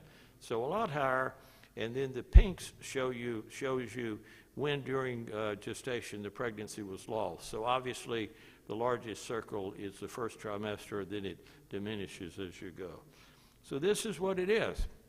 And this is worth showing to patients. It's available, and it's what they can use. About half of these women, this is in the box to the right, to the lower right, lower quadrant. What happened to them? Some had CVS, some had amniocentesis, some had a cell-free DNA, and you know they were all normal at that stage. Now there was one exception, and I'm just going to show you the exception, and it literally is 1 out of 1,000, so it's not common. And this comes from Semra Kakraman, whom many of us know. Excellent, runs a great IVF lab in Istanbul. And this is what she did. She did the extra mile, but the outcome, I suspect, is going to be what it usually is. So she had a 39-year-old with diminished ovarian reserved. There's only a single blastocyst that came out of this cycle. It was mosaic. You can read line 2. 35% were monosomy 2. So greater than 20%, but she transferred because that's all you had. And then they did an amniocentesis, so most people wouldn't have gone that far, but they cultured the cells. They had 100 cells. 2 of them were abnormal. They were trisomic, and 98% were normal. Now, you might be worried why was one monosomy and the other was trisomy, and the answer is the problem really was the ability of the embryo to divide, because you remember your basic genetics, if you start with a diploid cell and you divide it and there's non-disjunction, half of them are going to be missing a chromosome and half are going to be excess. So you shouldn't get stirred up. You shouldn't consist that. Normal fetal growth during the pregnancy. Delivery 37 weeks, and it weighed 2,800 grams. So good outcome. She did the next step forward. She did FISH with mosaic and found 2 cells that were monosomic again. Good outcome. Look toward the bottom, and you can see exactly what that embryo biopsy was. You can see it's below the line, so therefore it was monosomic, but it didn't go all the way down to trisomy. This is, I think, what you'd see a lot. Does it matter? It tells you that you can't guarantee that there's no difference between a euploid embryo, but it also tells you that you've got an excellent chance of getting an outcome. And that's what I would tell our patients. Gee, we wish we had a slightly lowered amount of aneuploidy, but you got 2 choices. You can have a repeat cycle, and we hope for the better, or we're going to transfer what we have. Most patients are going to transfer the mosaic embryo. So conclusions for what we've done. Oh, let's see. This is forgot I put this in, but I'll go through it. So clinical management of it, again, I repeat, next generation sequences is based upon the amount of DNA, the quantity. You're not culturing anything. That's what you have. The main things you're going to have is completely euploid, completely aneuploid, or numerical or segmental mosaicism. You'd rather have a segmental than a whole chromosome. Stretch down there and you can see what we would go through. Euploid embryos, how we've defined it. Aneuploid embryos is how we've defined it. 20 to 80% are in the middle. You could transfer the mosaic embryos. The closer you get to 20%, the better outcome you have, but I would not throw the others away. Discuss it with the patient and move forward. So the conclusion is that any mosaic embryo between 20 and 80% can be transferred, but it's a counseling issue you need to do. You should, in my opinion, never fail to tell the patient that she has a mosaic embryo. A lot of laboratories do that. In fact, ESRI's done a survey. 10% of labs don't confirm, don't report mosaicism. I think that's wrong because it's the patient's decision as to what she needs to be doing in order to do that. So again, next generation sequences is accurate. Detection and diagnosis of an aneuploid embryo is definitely real, and a euploid embryo is definitely real. We've talked several minutes about the mosaics and the 20 to 80, so I think we can skip number 3 and 4. And I thank you for your attention, and I thank you for a spectacular meeting that we've had for the last 3 days, including the pre-Congress work. So thank you very much. Thank you very much, Professor Simpson. I think we are running out of time. Do you have any comments or questions?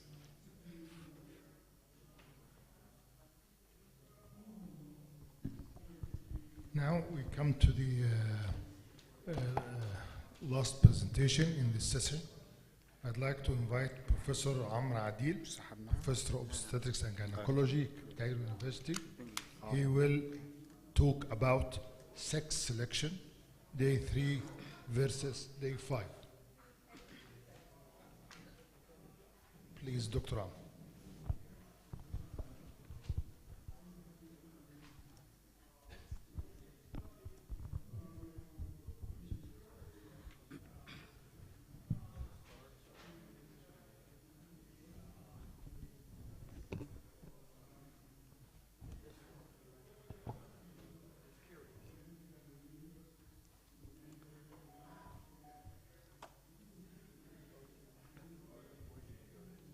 Thank you, my professors. My talk today is about sex selection, day 3 versus day 5 biopsy, which time to select and which time is the best. At first, determination of sex, are you male or female, naturally, we all know the types of sex, genetic sex regarding XX or XY chromosome, and gonadal sex, testes or ovaries, genital sex, male or female internal genitalia, and phenotypic sex, male or female internal genitalia. But we mean here the genetic sex XY or XX to determine in the baby. Simply, if the sperm with X chromosome fertilizes the oocyte, we give a girl with XX chromosome, and if the sperm with Y chromosome fertilizes the oocyte, give the boy with XY chromosome. What about indications of sex selection? At first, social, which is the most common, especially in our country, to have a non-present sex or for family balancing. The second, which is the most important, is genetic disease, either prevention or treatment. Prevention of sex-linked genetic disorders like hemophilia, Duchenne muscle dystrophy, and Fragile X syndrome to select female or unaffected male embryos. And the most important is to treat the already present diseases, such as if the parents have a baby with beta thalassemia major, and this child want bone marrow transplantation, we may go for EXI if the parents want another type of sex. We have sex selection plus BGT for this mutated gene to select a normal baby, and maybe go for HLA typing for this baby with the child, the diseased child. And if there's typing cross-matching between this baby embryo and this child, during delivery may go for sample from this cord blood of this baby and treat this child with beta thalassemia major. How to do this biopsy and when? Steps of IVF plus sex selection. The first, ovarian stimulation, then semination and ovum pickup. The traditional steps for IVF, embryology lab, fertilization and embryo development for 3 to 7 days. Then the step of biopsy of embryo, day 3 versus day 5. The first to open the zona pellucida and then remove the embryonic cells. So we have the embryo and the biopsy. The embryo present in the embryology lab and the biopsy sent for the genetic lab for genetic testing. Either old methods like FISH, fluorescent in situ hybridization, or the new era of CCS, comprehensive chromosomal screening techniques like CGH, PCR, SNP, and next generation sequencing. And the embryology lab. Either this embryo cultured for fresh embryo transfer or cryopreserved for further subsequent frozen thawed embryo transfer, and this freezing may be before the biopsy or after the biopsy. And after the biopsy may be before the result appeared or after the result appeared, as we will say now. Types and timing of biopsy. So there is many times, either day 1, polar body biopsy, day 3, cleavage stage biopsy, or day 5, 6, 7, which is the blastocyst biopsy. And other alternative sampling methods and days like memorial stage biopsy, which is under validation, and blastocentesis, also under validation. So the H3 2022 compare between the most common types of biopsy, which is the polar body biopsy and cleavage stage biopsy and blastocyst biopsy. Regarding biopsy and genetic lab and embryos after biopsy. The biopsy, steps of biopsy, zona pellucida opening and time of embryonic cell removal, and then type of embryonic cells, number of embryonic cells, and sample collection. For genetic lab, number of tested chromosomes and testing methods and accuracy. And then embryos after biopsy, fate of these embryos and harm will be occurred due to this biopsy from these embryos. The first is biopsy. Day 3 cleavage stage biopsy versus day 5 cleavage blastocyst biopsy. Day 3 was at the past and still in the present, but day 3 is the day 5 blastocyst biopsy is the era. Day 3 biopsy directly in biopsy medium or in buffered medium, but day 5 must be in buffered medium. And steps of biopsy. The first, zona pellucida opening. In day 3 biopsy, done in day 3 by laser or mechanically, and we have to wait for 6 cell stage and pre-compaction stage to take the embryonic, the plastomere cells from the baby, from the embryos. But at day 5, should be taken by laser, and the zona pellucida opening can be done at day 3, day 4, day 5, day 6. But if done at day 3 to day 4, we have to wait for hatching that will occur within days. If zona pellucida opening done at day 5 to 7, hatching will occur in hours, and can do the biopsy and take the trophectoderm cells from the blastocyst at day 5 simultaneous with the embryonic cell removal. So the day 3 biopsy, the zona pellucida opening and time of embryonic cell removal will occur in day 3, but day 5 blastocyst can do the zona pellucida opening at day 3 and take the cells from the blastocyst at day 5 or day 6.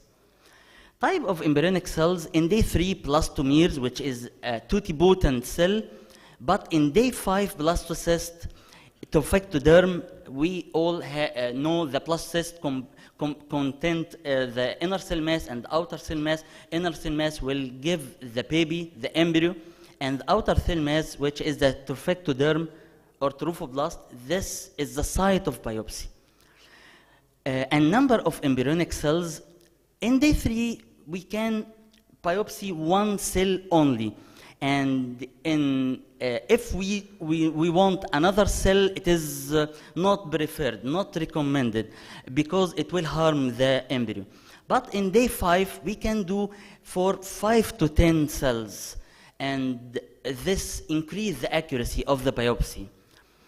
And sample collection fixed in day 3 in slide, but in day 5 in tube. This day 3, day 4, day 5, we can open the zona pellucida in blastocyst biopsy in any time and wait for hatching hours or days, and then go for releasing the cells from the trophectoderm. Then the genetic lab. We send the biopsy cells in to the genetic lab. Number of tested chromosomes in day 3 and day 5. There is old and new methods for genetic testing. The old method, up to 5, maximum 10 chromosomes can be tested by the old methods like FISH. But in new methods, we can test all 24 chromosomes like NGS. Testing methods, FISH still be test nowadays, but it limited to 5 to 10 only chromosomes, but it is recommended in many labs because it is get fast result. But new methods like CCS, comprehensive chromosomal study, techniques go for whole genome amplification, followed by CGH or PCR, SNB, and NGS, which is the most accurate one. Accuracy, sure, in day 5, more accurate, up to 95%, because we test many cells, not one cell only, and accuracy increase if we use the CCS methods. Embryos after biopsy, in day 3, most embryos cultured, then transferred freshly in day 4 or day 5. But in day 5 blastocyst biopsy, because there is a limited time, most embryos cryopreserved for subsequent frozen thawed embryo transfer. And embryonic harm sure it is less with day 5 because in day 3 we biopsy, we take one cell from 6 to 16 cells, but in day 5 plus cyst we take around 5 to 10 cells from around more than 100 cells. So the harm will occur on in the embryos will be less with plus cyst biopsy. Again, cleavage stage biopsy can be done for fresh or frozen embryos on day 3. Biopsy embryo with degree of fragmentation, it is recommended to be less than 25%. But if between 25 and 50% can be biopsied as well, but with counseling that there is miss or failed diagnosis risk. Can be done as a zona pellucida opening by laser or mechanically, then remove the blastomeres, only one cell you have to take. 2-cell biopsy increase risk on the harm on the embryo. Embryos transfer and cryopreservation, most embryos cultured for fresh embryo transfer. If free biopsy of embryos can be considered, please, it's recommended to use the original zona pellucida opening site, not to open another opening. Plus cyst biopsy, fresh or frozen embryos as well, day 5 to 6 post-insemination, once the inner cell mass is clearly visible to avoid inner cell mass biopsy. It is variable between labs according to morphology, quality of blastocyst, expansion grade, and position of inner cell mass.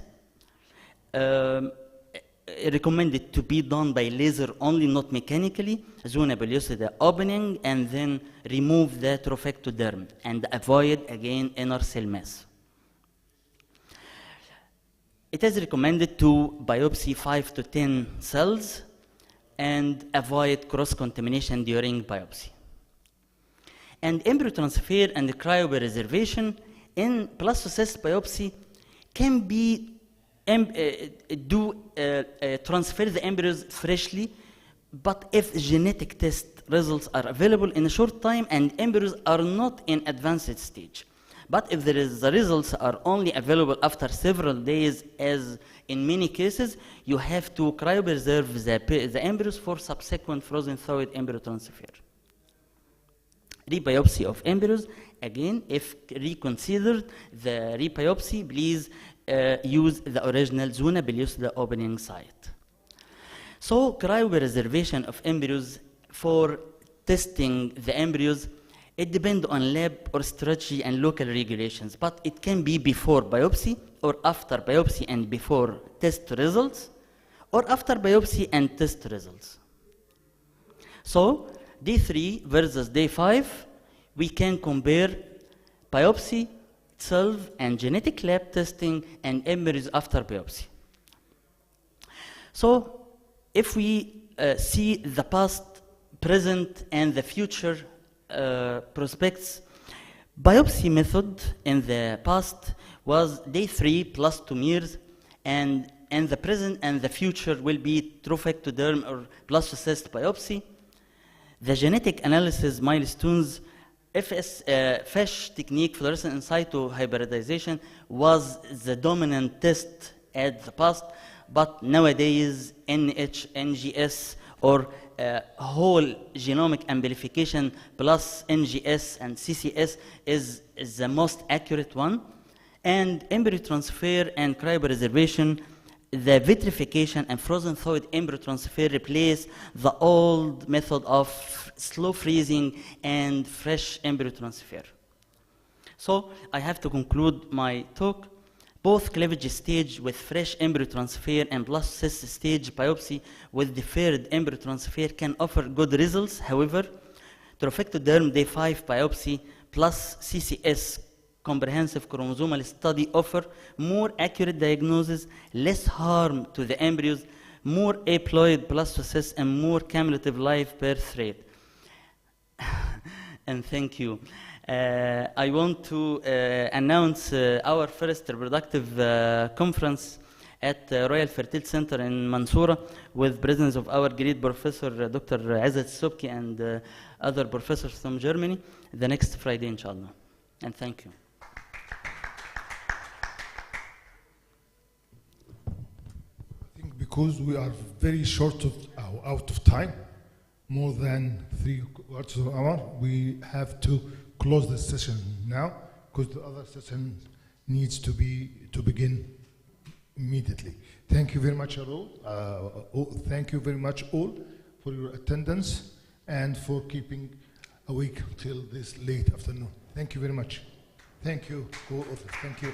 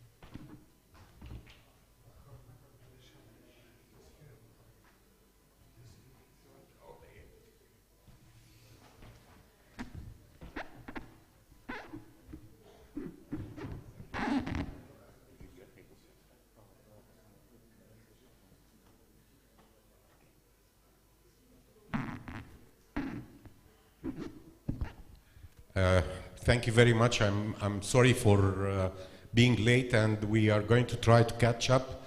We'll make the virtual presentation at the end, and I know Mrs. Jadib has an important commitment, so if you excuse us for this irregularity in the program. Ms. Jadib, thank you very much for waiting with us.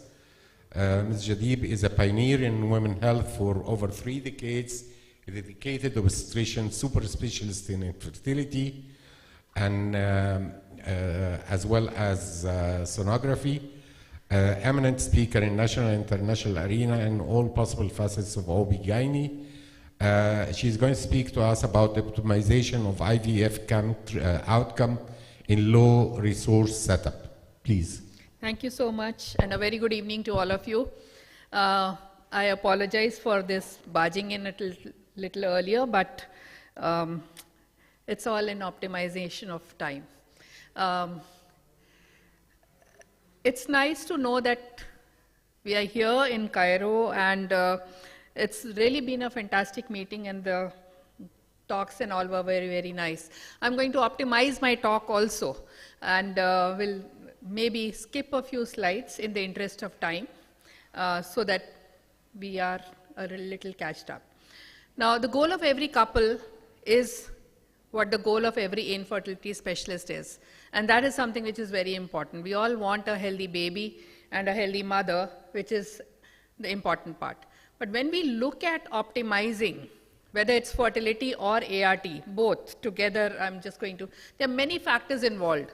So it's not only on the clinician or on the clinic, there are patient factors also, there are many variables, the protocols are not really set, uniform practices are not there, and it's unbelievable that each and every one of us, we have our own way of practicing, and affordability of the patients is also something which needs to be considered. So when we actually talk on all this, it's important for us to understand that no matter if we have guidelines or we have certain, regulations in the countries which are important for us, it may not be applicable to the patient profile which each and every country or all of us are dealing with. And it depends on a lot of factors, because affordability, as I said, is one, awareness and accessibility is the other thing. And if I just talk of India, only 1% of the couples who actually require infertility services have access, and that's a huge gap which we are really looking at. Now, there are two important things which most of us consider. One is the cost, which every couple, because especially when I talk of Indian region, patients pay for themselves. And that's why cost is very important for them. And second is the outcomes. What are the pregnancy rates? What is the live birth rate? And so on. But the third important factor which we don't really consider most of the times is time to live birth or time to pregnancy, which is also equally important. Because in these days, there are mixed profile couples who are coming up and they also don't have much time, whether they are coming from any village or they are coming from any urban town. Now, if you look at this map, the regions which are there, most of the times there are cultural barriers and there are cost barriers. And if I'm talking about the region where I'm standing today, the major challenges in this region basically are how to reduce the fixed and the running costs of the IVF labs, the cost of diagnosis of and the procedures, and the infertility workup, and also the costs associated with stimulation and so on. And another very important barrier which we have not really considered till date, even in my country, there is a huge problem of adequately trained staff. So the burden on all of us IVF practitioners or fertility practitioners is too much, right from counselors to doing the procedure and then looking at the results, auditing and all, lot of burden falls on us. So what are the real strategies which we are looking at? We're looking at one-stop clinic for diagnosis. We're looking at standardized, optimized, I would say, or customized, personalized investigations. There should not be a plethora of investigations which are written to all because the cost increases. A well-performed ultrasound scan can give us a lot of insight into what we are going to deal with.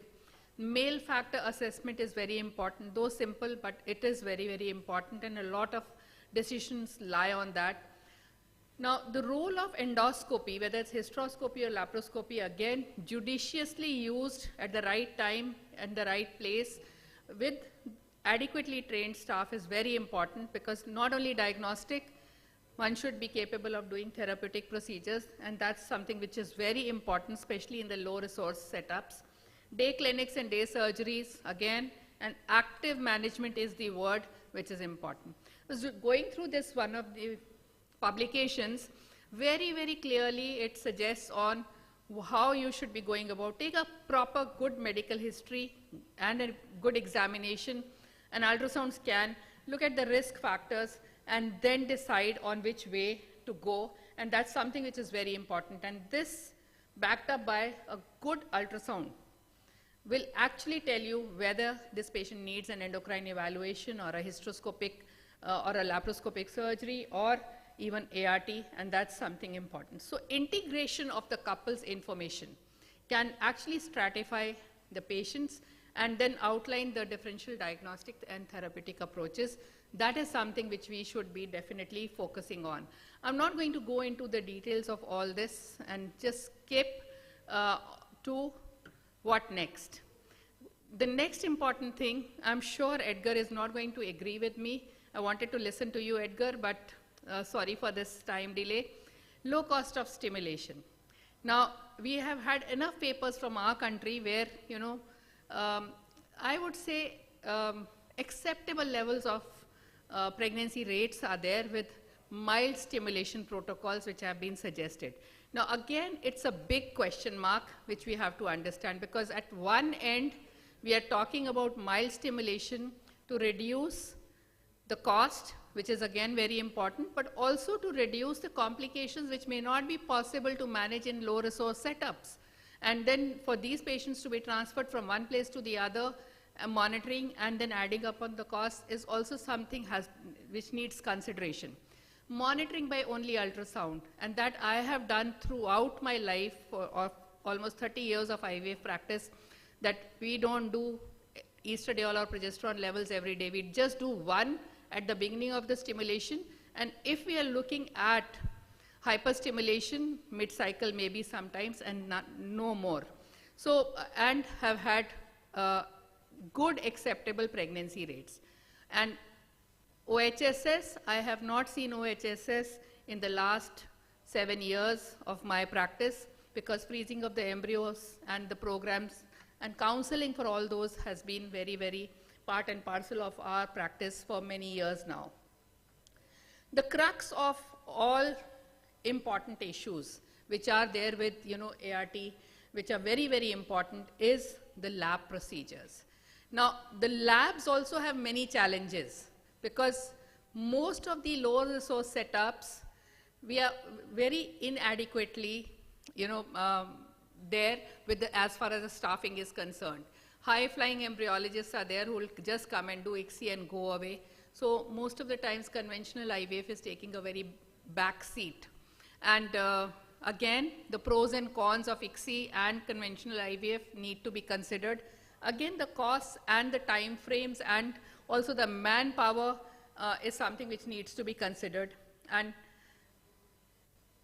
sometimes it really becomes a problem, especially in low resource, because I have run many clinics, not only in India, but in the neighboring countries, Nepal, Bangladesh, and so on.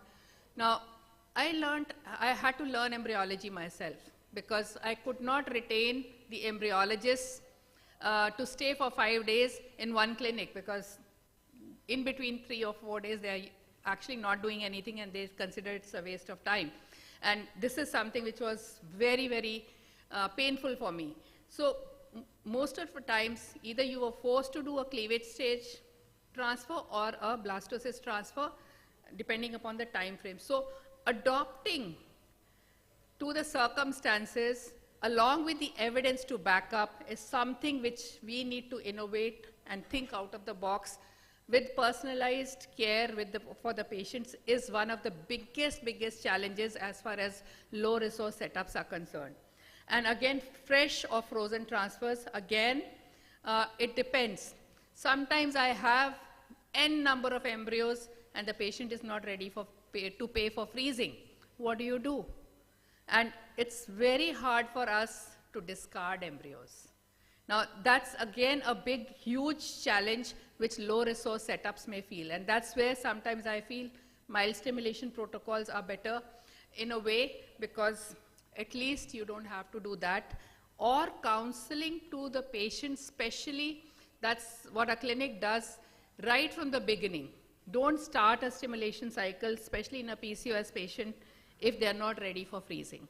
And that's, again, sometimes you lose out on a lot of patients.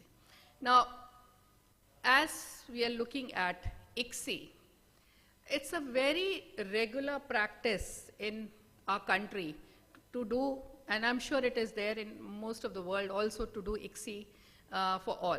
And we all do understand that with ICSI, it's not really required for everyone.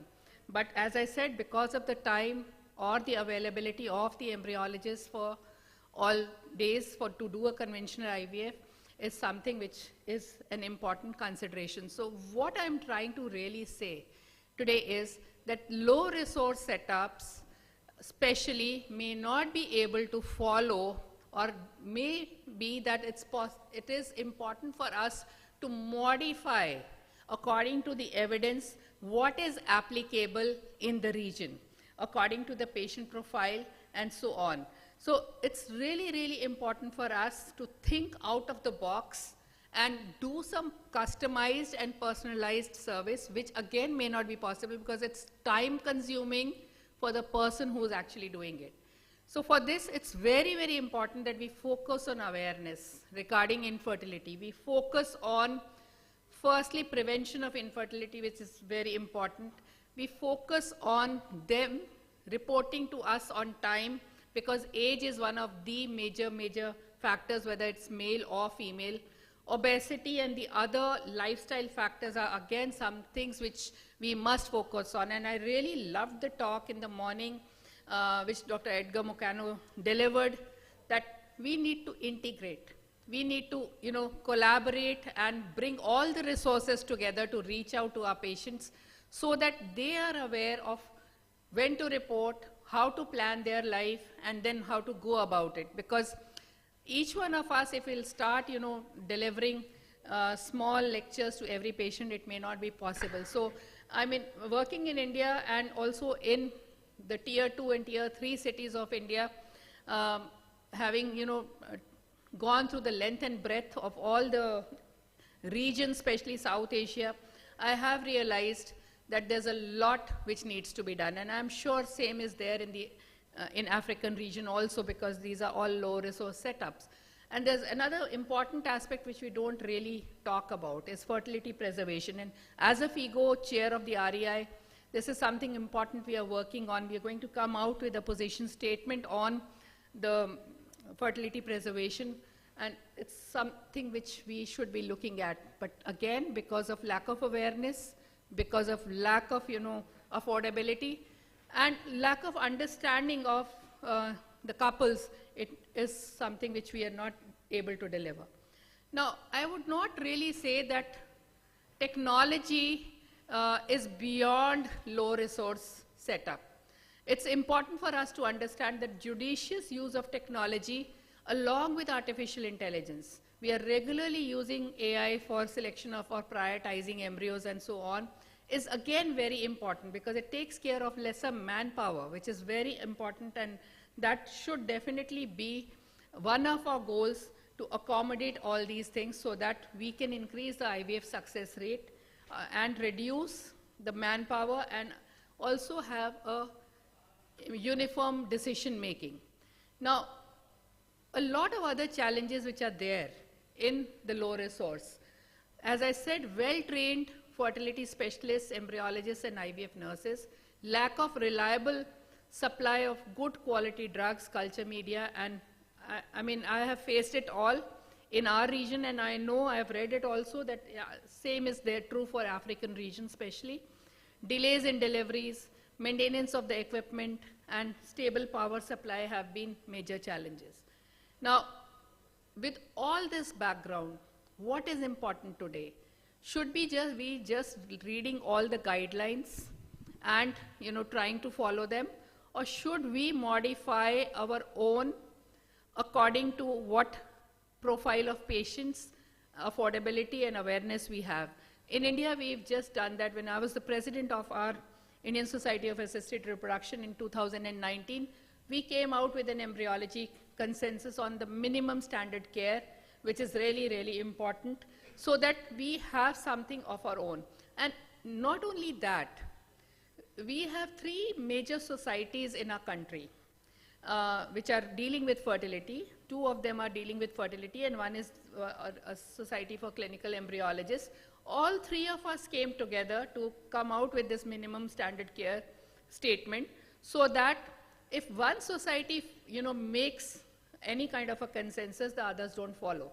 So I brought in all 3 of them together so that all of us are there on the same page, and we do some uniform practices, because each one of our patients requires or deserves the right kind of care which you and I deserve. Now, constant upgradation and technology. Again, in the morning I was listening to that there are a lot of short courses which we do. They are of not much value. But in countries where there are no formatted courses, what else can we do? We have all self-learned IVF, and I think education is the crux.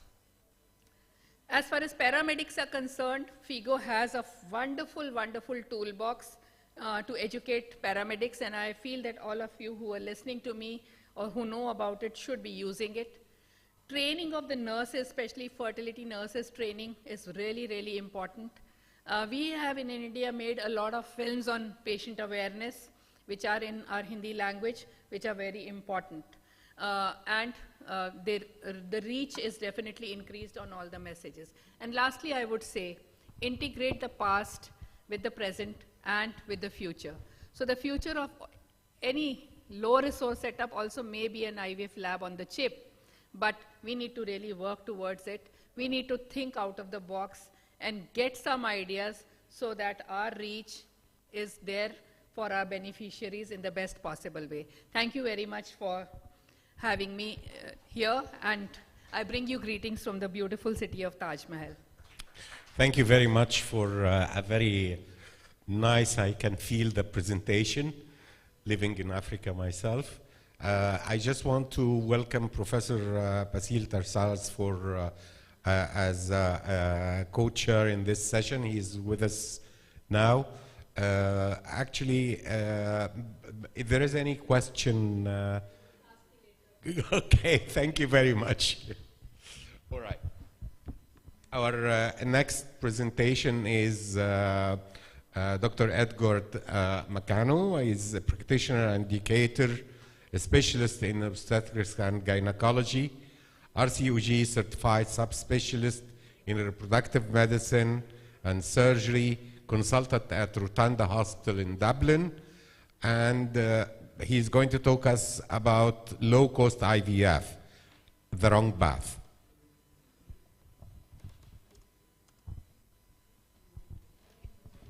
Mr. Chairman, thank you very much. Pleasure being here. I applaud everybody that is in the room. 7 o'clock on a Friday night. Thank you for being here. I hope I have something to talk to you, and you might. Thank you.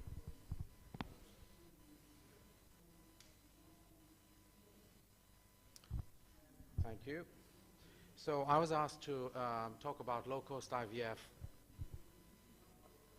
I've changed the title a little bit. Is it a matter of money, or is it a matter of process? I have no conflict of interest, and I might like to start by saying that we're not treating the ideal patients in our daily work. We're treating patients after nature has failed or made it impossible to offer a baby. And I have a question for all of you, but I don't expect an answer. I would like you to take this question home, and it is, when did you last look at the whole IVF process? This means from the first moment the patient walks into your IVF unit or your service up to the moment when she leaves the service, including everything. My short talk will cover why low cost and are there any alternatives. IVF is becoming a treatment afforded only by the affluent. A low-cost IVF option is appealing, and we've been talking about low-cost IVF for a long time. But have we really placed ourselves in the shoes of the patient? Why low-cost IVF? If I'm a patient or a couple, I would ask, are we not treated like any other patient that needs IVF around the globe? Is IVF offered? Why is it at a low cost for some and a normal or high cost for the others? And then, is the medical treatment adapting to the financial needs of the patient, or we should offer the same treatment? Every patient deserves the treatment they need. So why make IVF low cost only for the patients in low and middle income countries? And why not make IVF low cost for all patients on the planet? Because what does today's patient want? They want convenience to undergo an easy protocol. They want good medical care to reach egg collection. They want efficient stimulation to have good quality eggs. They want laboratory efficiency to have as many good quality embryos as possible. Miracle work to have a positive test, because it does take a bit of miracle to give a positive test to everybody. Better than nature to have a clinical pregnancy. Superb embryonic culture to have as many embryos as possible frozen, and responsible care, as little complications as possible. But what else do patients want? They want either free or cheap IVF. This is the reality even in the developed world. It's nothing to do with only the lower middle income countries. So should IVF be low cost for everybody? If you Google IVF and cost, there are very few publications, and vast majority of those 1,300 have nothing to do with the actual cost of IVF. I'd like to draw your attention to this paper, which was published by a group in Holland, and they looked at a detailed cost analysis of in vitro fertilization and ICSI treatment. And they've identified the steps that need to be costed. Firstly, fertility department in terms of the personnel, gynecologists, diagnostic procedures, the IVF nurses, and the patient questionnaire, the cost of medication, the IVF registry, the standard protocol, and so on, the laboratory costs, manager, personnel, and of course all the equipment, and then cost of complications, because we have patients that are admitted, and obviously it costs money, either with complications, direct complications of IVF or early pregnancy complications. So let me just share with you a very interesting finding. You might believe that the first way to lower the cost of IVF is to delay IVF in itself. And this is the evidence. This is the group by Ben Moll, who operates both from Holland and Australia. And they looked at the cost-effective modeling of IVF in couples with unexplained infertility. This is a mathematical model. And they're younger than 40, the women, and they all had unexplained infertility. And they studied 27, nearly 28,000 fresh and frozen embryo transfer for a cost of $148 million. The conclusion was the impact on the total pregnancy and live birth rates after 18 months were minimal if you waited. This is the graph. If you offered immediate IVF to patients, of course, many of them got pregnant, 25%, and depending on how many months have passed, they would reach somewhere around 50% after 2 years. So you combined immediate IVF followed by waiting. The second group, the bottom part, are initial wait and then offered IVF. And you can see they both reached the same place after 2 years. But the savings were enormous in terms of cost.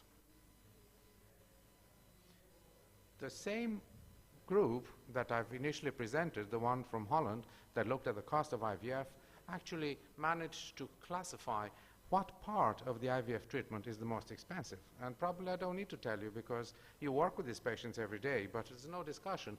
The hormonal stimulation is 60 to 78% of the cost of an IVF cycle of treatment, while the oocyte retrieval, embryo transfer, and evaluation by physicians or nurses is a very small cost. So maybe reducing the cost of stimulation is a true strategy in providing so-called low-cost treatment for all patients on the planet. And there is a meta-analysis that was published here. You can see oral medications, including clomiphene citrate or aromatase inhibitors with gonadotropins for controlled ovarian stimulation in women undergoing IVF. And here is the live birth rate. And you can see clearly, I don't know if this, I have a, no, okay. You can see clearly that there is absolutely no difference in terms of live birth rate when you have gonadotropins and clomiphene citrate with or without antagonist versus an agonist protocol. 221 patients, 272, no difference. This is live birth rate. You either use non-FSH or FSH and no difference. And if you look at ovarian hyperstimulation syndrome as expected, you have far less ovarian hyperstimulation syndrome if you do not use gonadotropins at all. And the secondary outcomes that they looked at were, firstly, an increase in cancellation rate. As you expect, if you use only non-FSH medication, there will be less follicles, so some women do not wish to go ahead with the egg collection, and of course, decreased number of oocytes per egg collection. But there was no difference in miscarriage rates if the woman achieved a pregnancy, in multiple pregnancy rates, in congenital anomalies, and in ectopic pregnancies. Similarly, if we move from a highly stimulated cycle, 225 or so starting dose for normal responders, to a low dose of 150 international units, of course there are less number of oocytes, milder stimulation is in black. Of course there's a lower number of embryos, but if you look at the number of normal embryos, genetically normal embryos, there's no difference, no difference. So all this process of stimulating patients intensively with high dose of medication that is so expensive does not result in a larger number of euploid embryos. And of course, why do it? So maybe a thought is that we need RCTs to look at outcomes of non-FSH plus or minus low FSH injections versus standard stimulation. That means either tablets only or tablets with a very low dose of FSH just to ensure a few more eggs. We don't have large number of studies and we need that.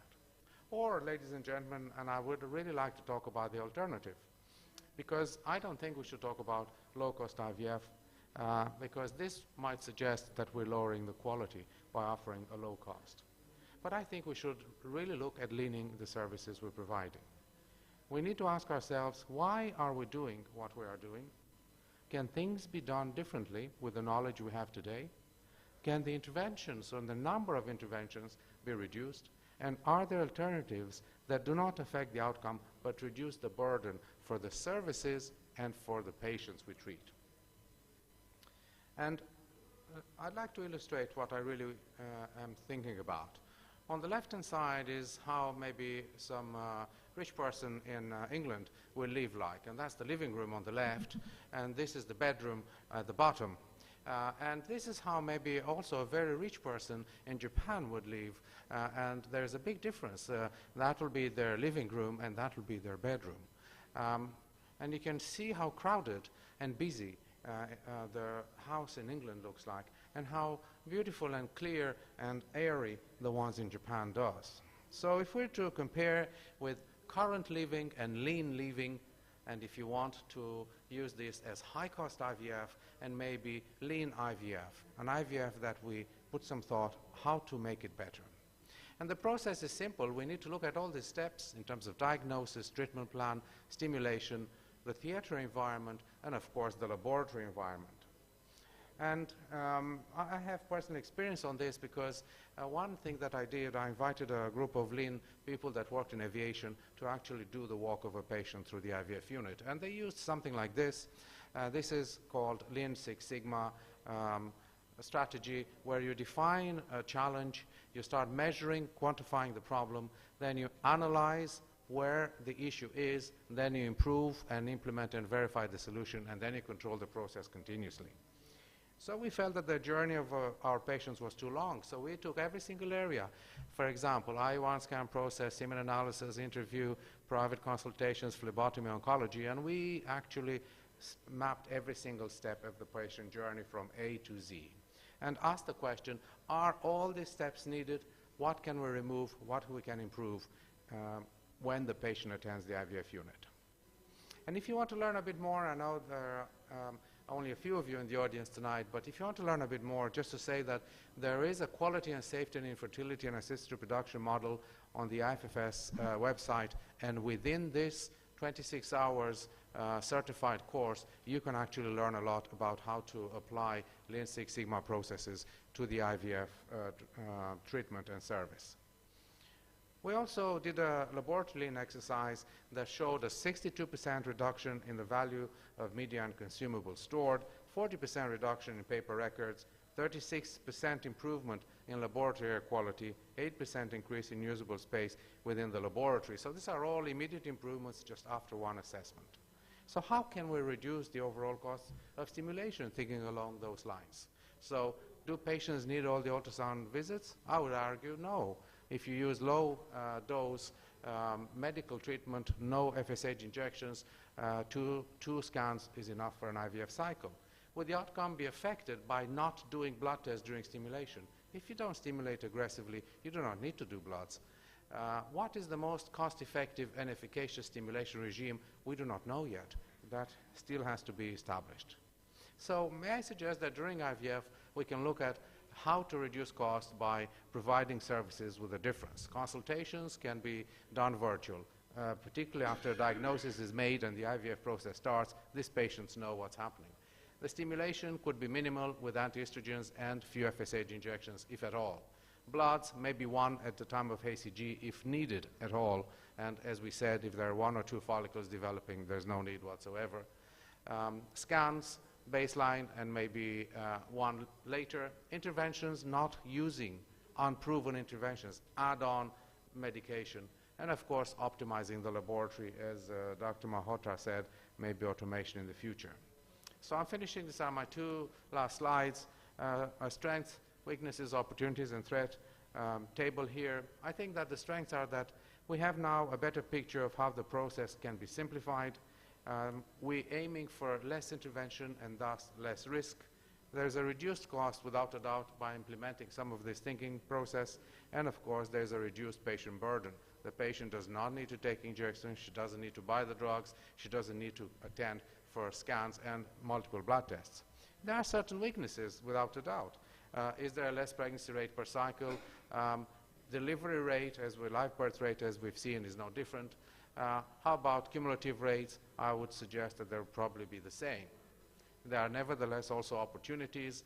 You will be able to know your services better, to really ask the question, if I'm doing this step, why do I do it? And then run your business better.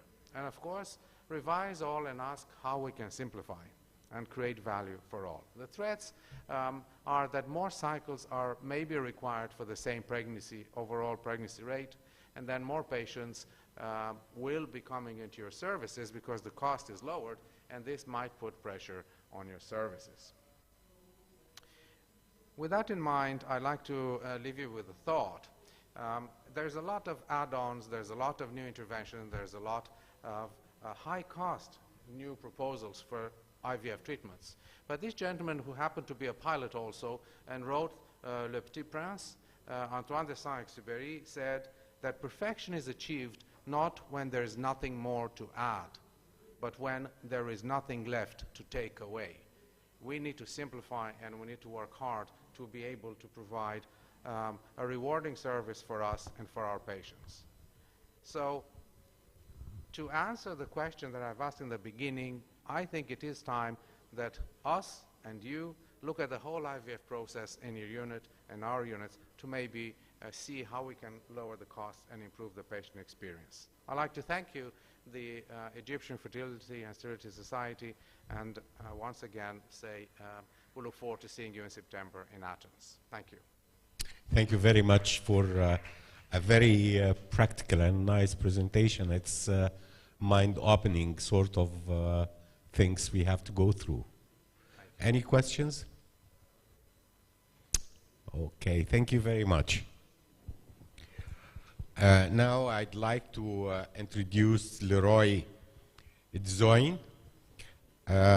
He's a medical director of and doctor in law.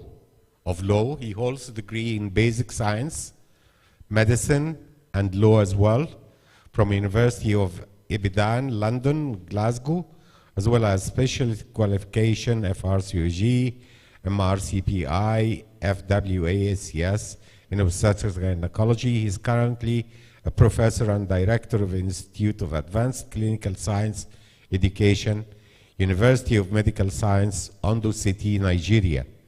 And he's going to speak to us about the legal framework for the practice of ART in Africa. Thank you very much. Please. Thank you. No conflict of interest to declare. I'll be breezing through why legal regulation is important for ART, who should regulate it, what are the issues that should be addressed by regulation, and I'll be talking about some examples of legal regulation of ART in Africa and outside Africa. And finally, I'll be suggesting a process for introducing and implementing regulation. So first of all, why is it important to regulate ART? Advances in technology pose a threat to our social norms and structure. Our ethics and morality are being eroded by some of these advances, and it is important for the law to keep up with these technological developments.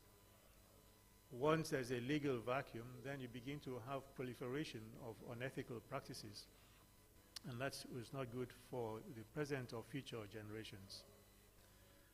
I would say from the experience in the UK that legal regulation optimizes clinical outcomes while reducing wastage and complications.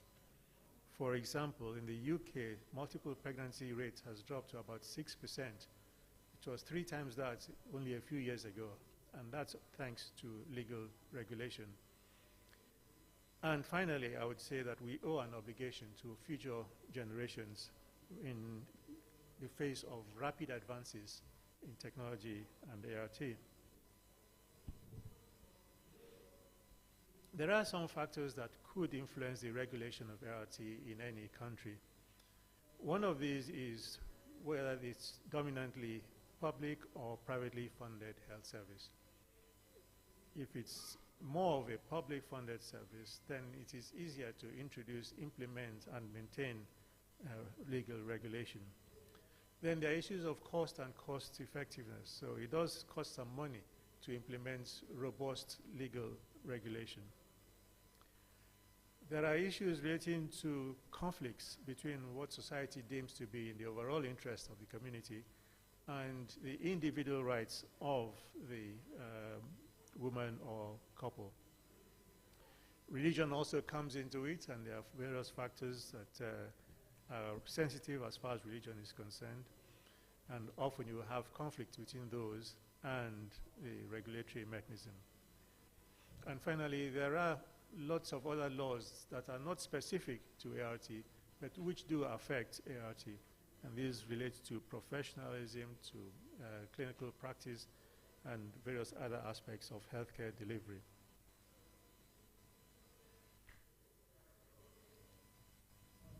In the next couple of slides, I've listed some issues that will be addressed by any regulatory framework. Regulation of clinical and laboratory practice, regulation of research, regulation of consent requirements, eligibility for ART, issues relating to record keeping and data protection, reporting requirements, number of embryos to be transferred, sale or donation of embryos, surrogacy, importing and exporting embryos, cross-border reproductive health care, sex selection, welfare of the child, third-party reproduction and posthumous reproduction, selective fetal reduction, and so on. So these are some of the issues that call for regulation and which need to be addressed by any robust regulatory framework. Who conducts that regulation could vary. Professional self-regulation is one option. A government-appointed regulator is another. It could be an independent body, such as you have in the UK. And then there's a question mark whether it's going to be voluntary or mandatory. As my colleague Morad pointed out this morning, you are more likely to be successful if it is mandatory rather than voluntary regulation. The duty of the regulator will be to license clinics, to monitor treatment cycles, and to inspect facilities to make sure that these are consistent with the required standards. A model of good regulation is what we have in the United Kingdom. And if you look at this, you could see that's going from 1990, 1991, when HEFIA came into existence, that the regulator has tried as much as possible to keep pace with technological developments. And year on year, you find that the law is being adapted to meet with these changes. Look at 1993, social sex selection is banned. 2001, the law is updated to allow stem cell research. 2003, there's a new law to allow a man to be registered as the father of the child if the child has been born using his sperm. 2005, anonymity was removed, so people who are conceived with the help of a donor sperm can now find out who their parent or donor was. 2007, the EU Tissues and Cells Directives was implemented in the UK, and so on, right through to 2015, when the UK became the first country to legalize the use of mitochondrial donation techniques. So that's a good example of where the technology is advancing fast, but the regulatory framework is able to be dynamic and keep up with those changes, and the law is not falling behind.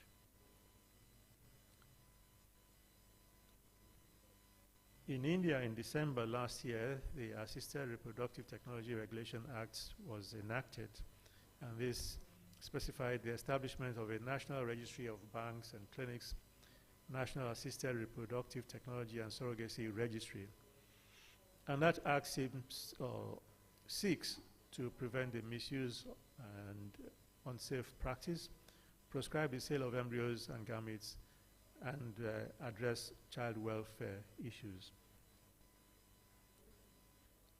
A similar act came earlier in Canada, and this Assisted Human Reproduction Act 2004 prescribes things relating to enforcement, issues of consent, reimbursement of costs, and safety issues.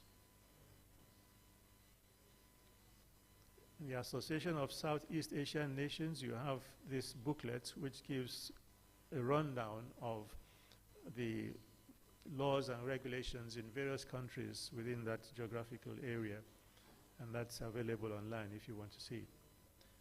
Coming to Africa, we have the National Health Act in South Africa, 2003. Chapter 8 relates to control of use of blood products, tissue, and gametes in humans. Now, one thing about this law is that it puts together things which in the UK would have under 2 or 3 different legislative acts. For example, things relating to blood put together with things relating to other tissue, and then gametes and IVF. So it's quite a lot within that Chapter 8, and there are some aspects that you would normally fall under regulation of assisted reproductive technology, which is not in this chapter. But that's what we have in South Africa. And in Nigeria, there's the National Health Act of 2014. And here, the policymakers, legislators decide, well, no need to reinvent the wheel, so they just took Chapter 8 of the South African Act and just plastered it on their own paper as Part 6 of the National Health Act. So basically, it's a reproduction of what we have in the South African Act. These are good beginnings, but they are not good enough if we have to have robust legal regulation. So I've outlined here a process that could be good, that we could go through if we wish to introduce and implement regulation of ART in Africa.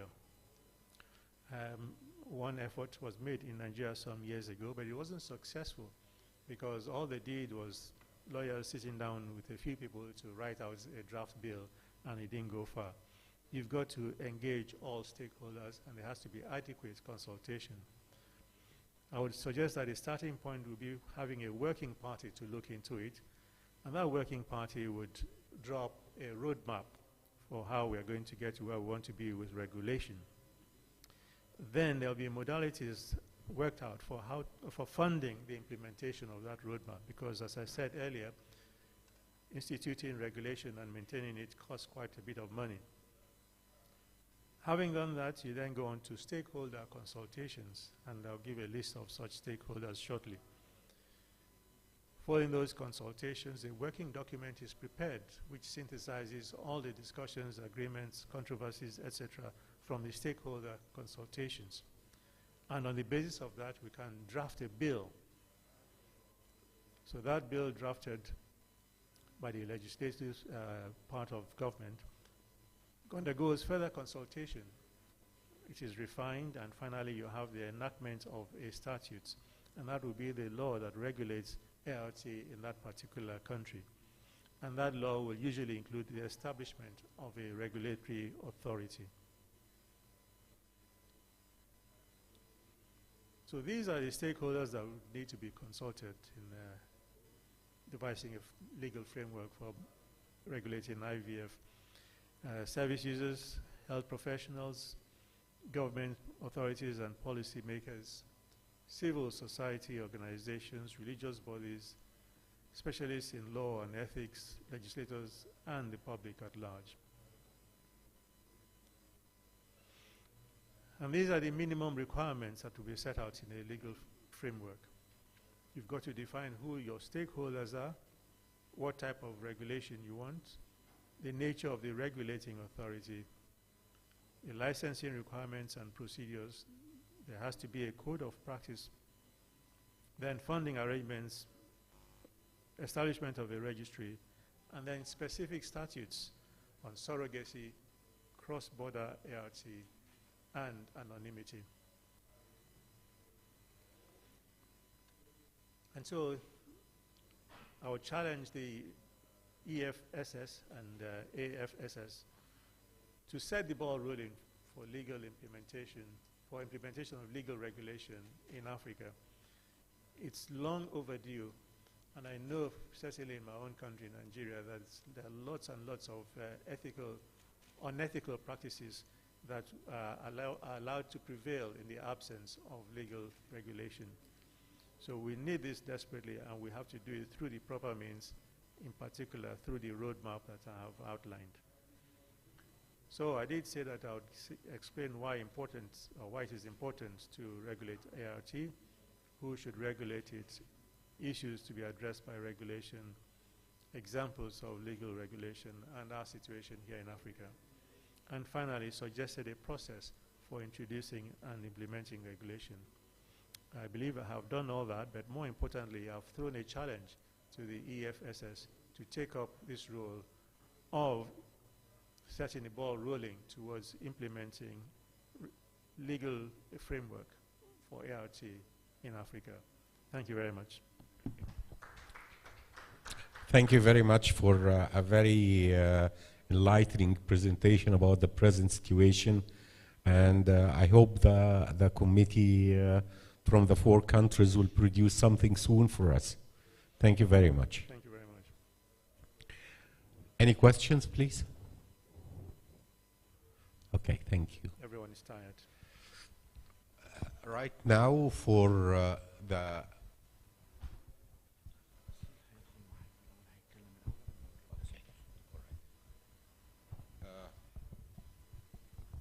I welcome Professor Basil Tarsaras for his presence, and I think he wants to speak to us before starting his presentation.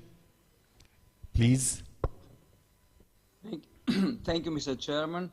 I would like to thank the organizers, the Egyptian Fertility and Sterility Society, and particularly Professor Serur for the kind invitation. I'm sorry that due to some health problems here, I could not join you, but I always love to come to Egypt, and I hope to participate in the next Congress. Thank you all for attending this session.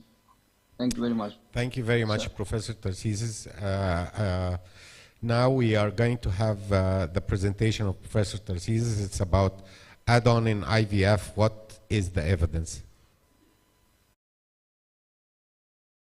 I would like to discuss with you today in my presentation a very well-known but also quite controversial topic.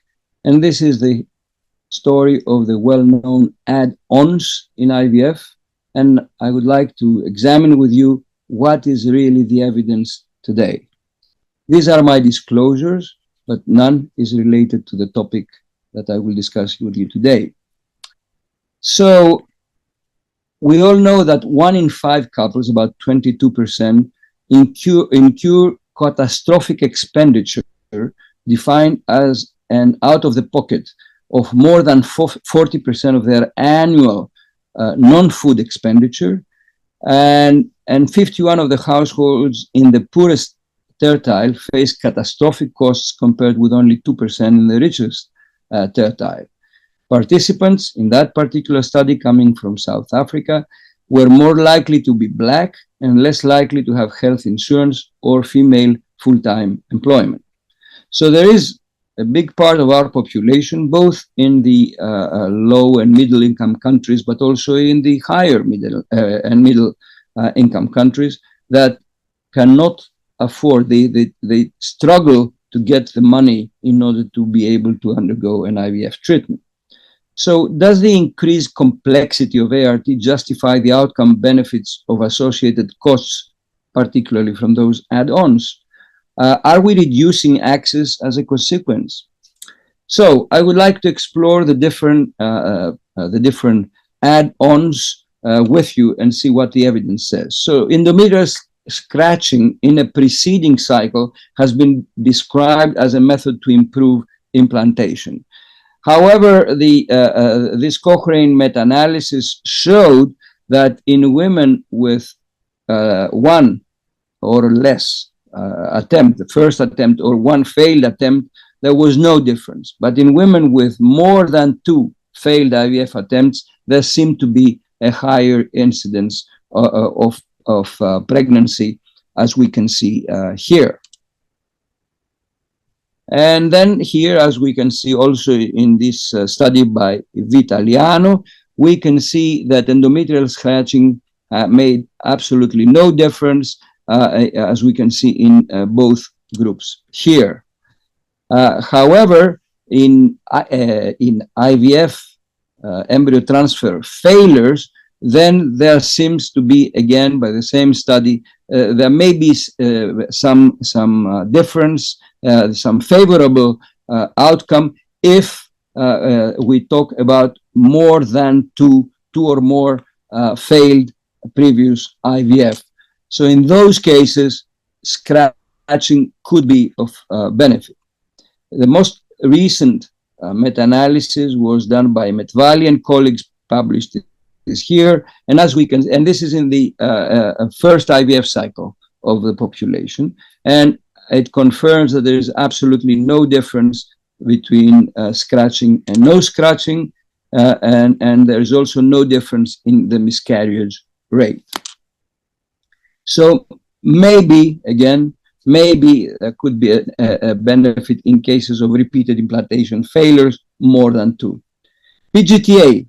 Again, the concept is that if we test the embryos, we check their chromosomes, then we should have significantly higher pregnancy rates. So again, a recent study from my country, Dr. Simopoulou and colleagues, and as we can see here, in PGTA versus control, overall there was no difference in the live birth rate per patient population.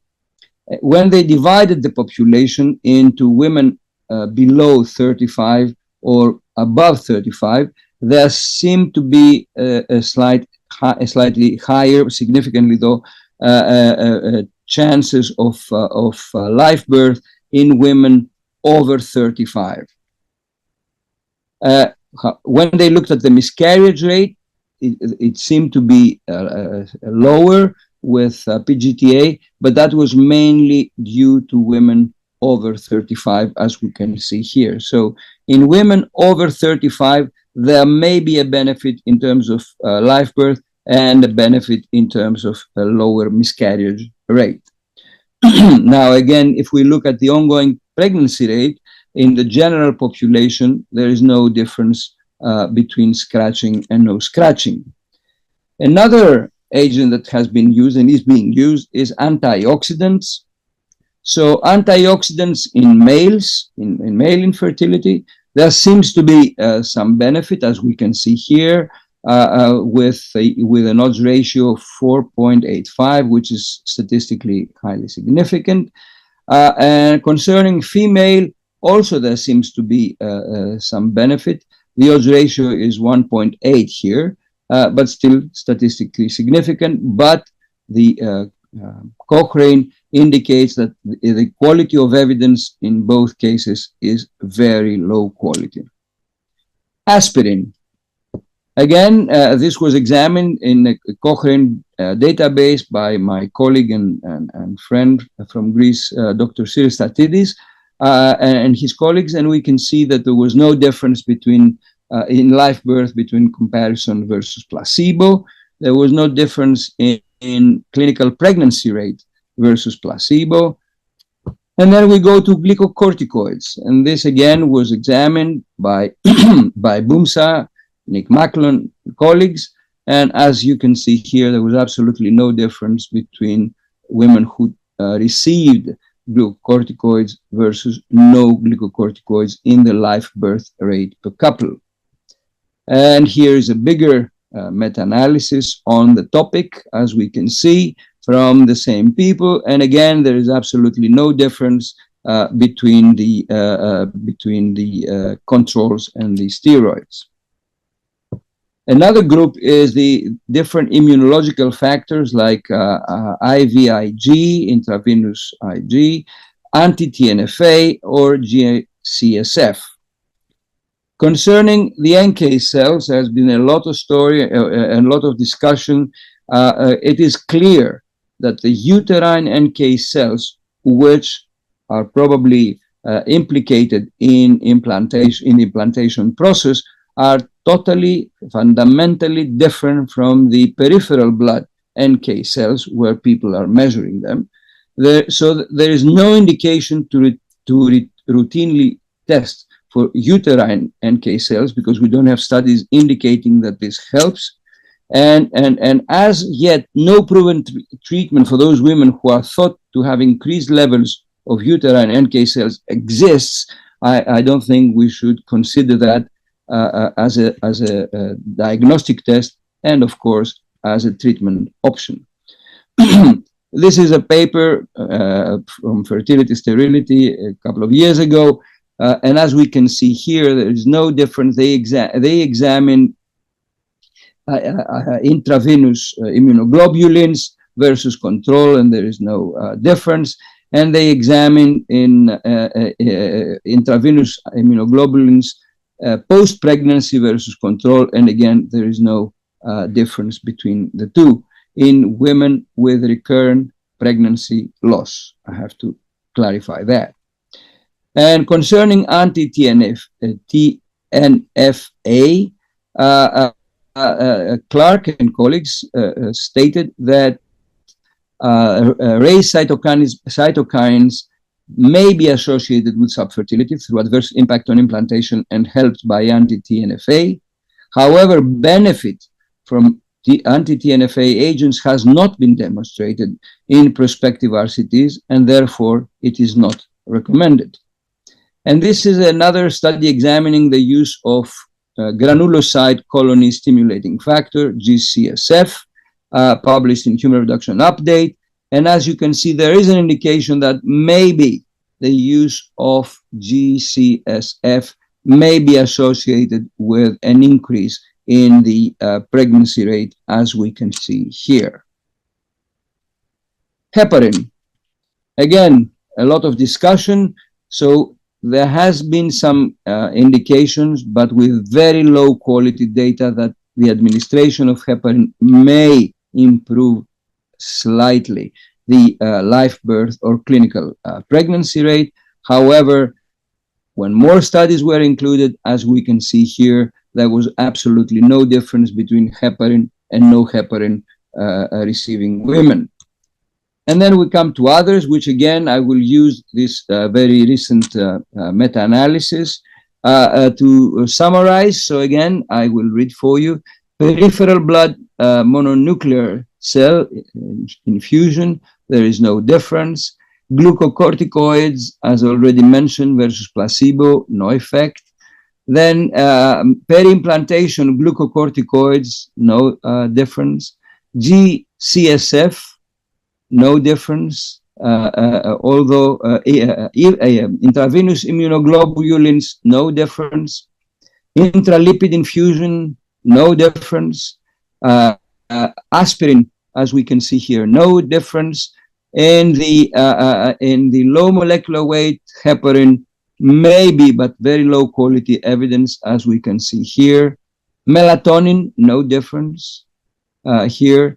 Then we come to this, the antioxidants, and again, there is a significant improvement in the overall population, but also in the males, as we can see here, and the antioxidants.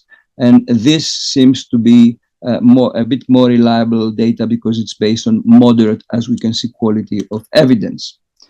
Then thyroxine, no difference. DHEA seems to help in women with reduced ovarian reserves.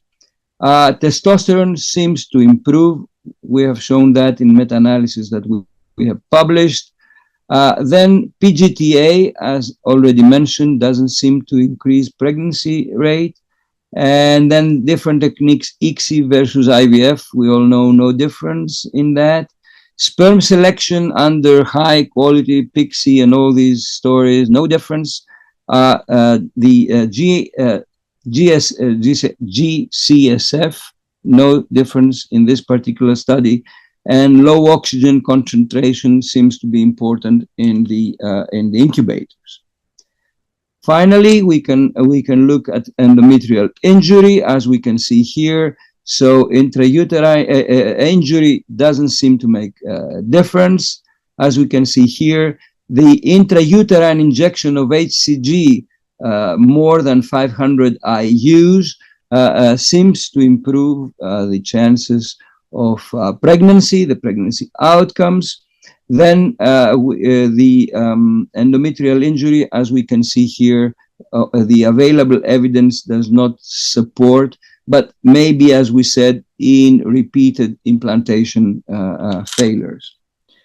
So the authors of that review conclude that interventions with positive pregnancy outcomes improvement based on at least moderate quality evidence are intrauterine HCG more than 500 IUs at cleavage stage, but not with blastocyst embryo transfer, high hyaluronic acid in the embryo transfer medium, antioxidants in the males, and DHEA in women with lower ovarian reserve.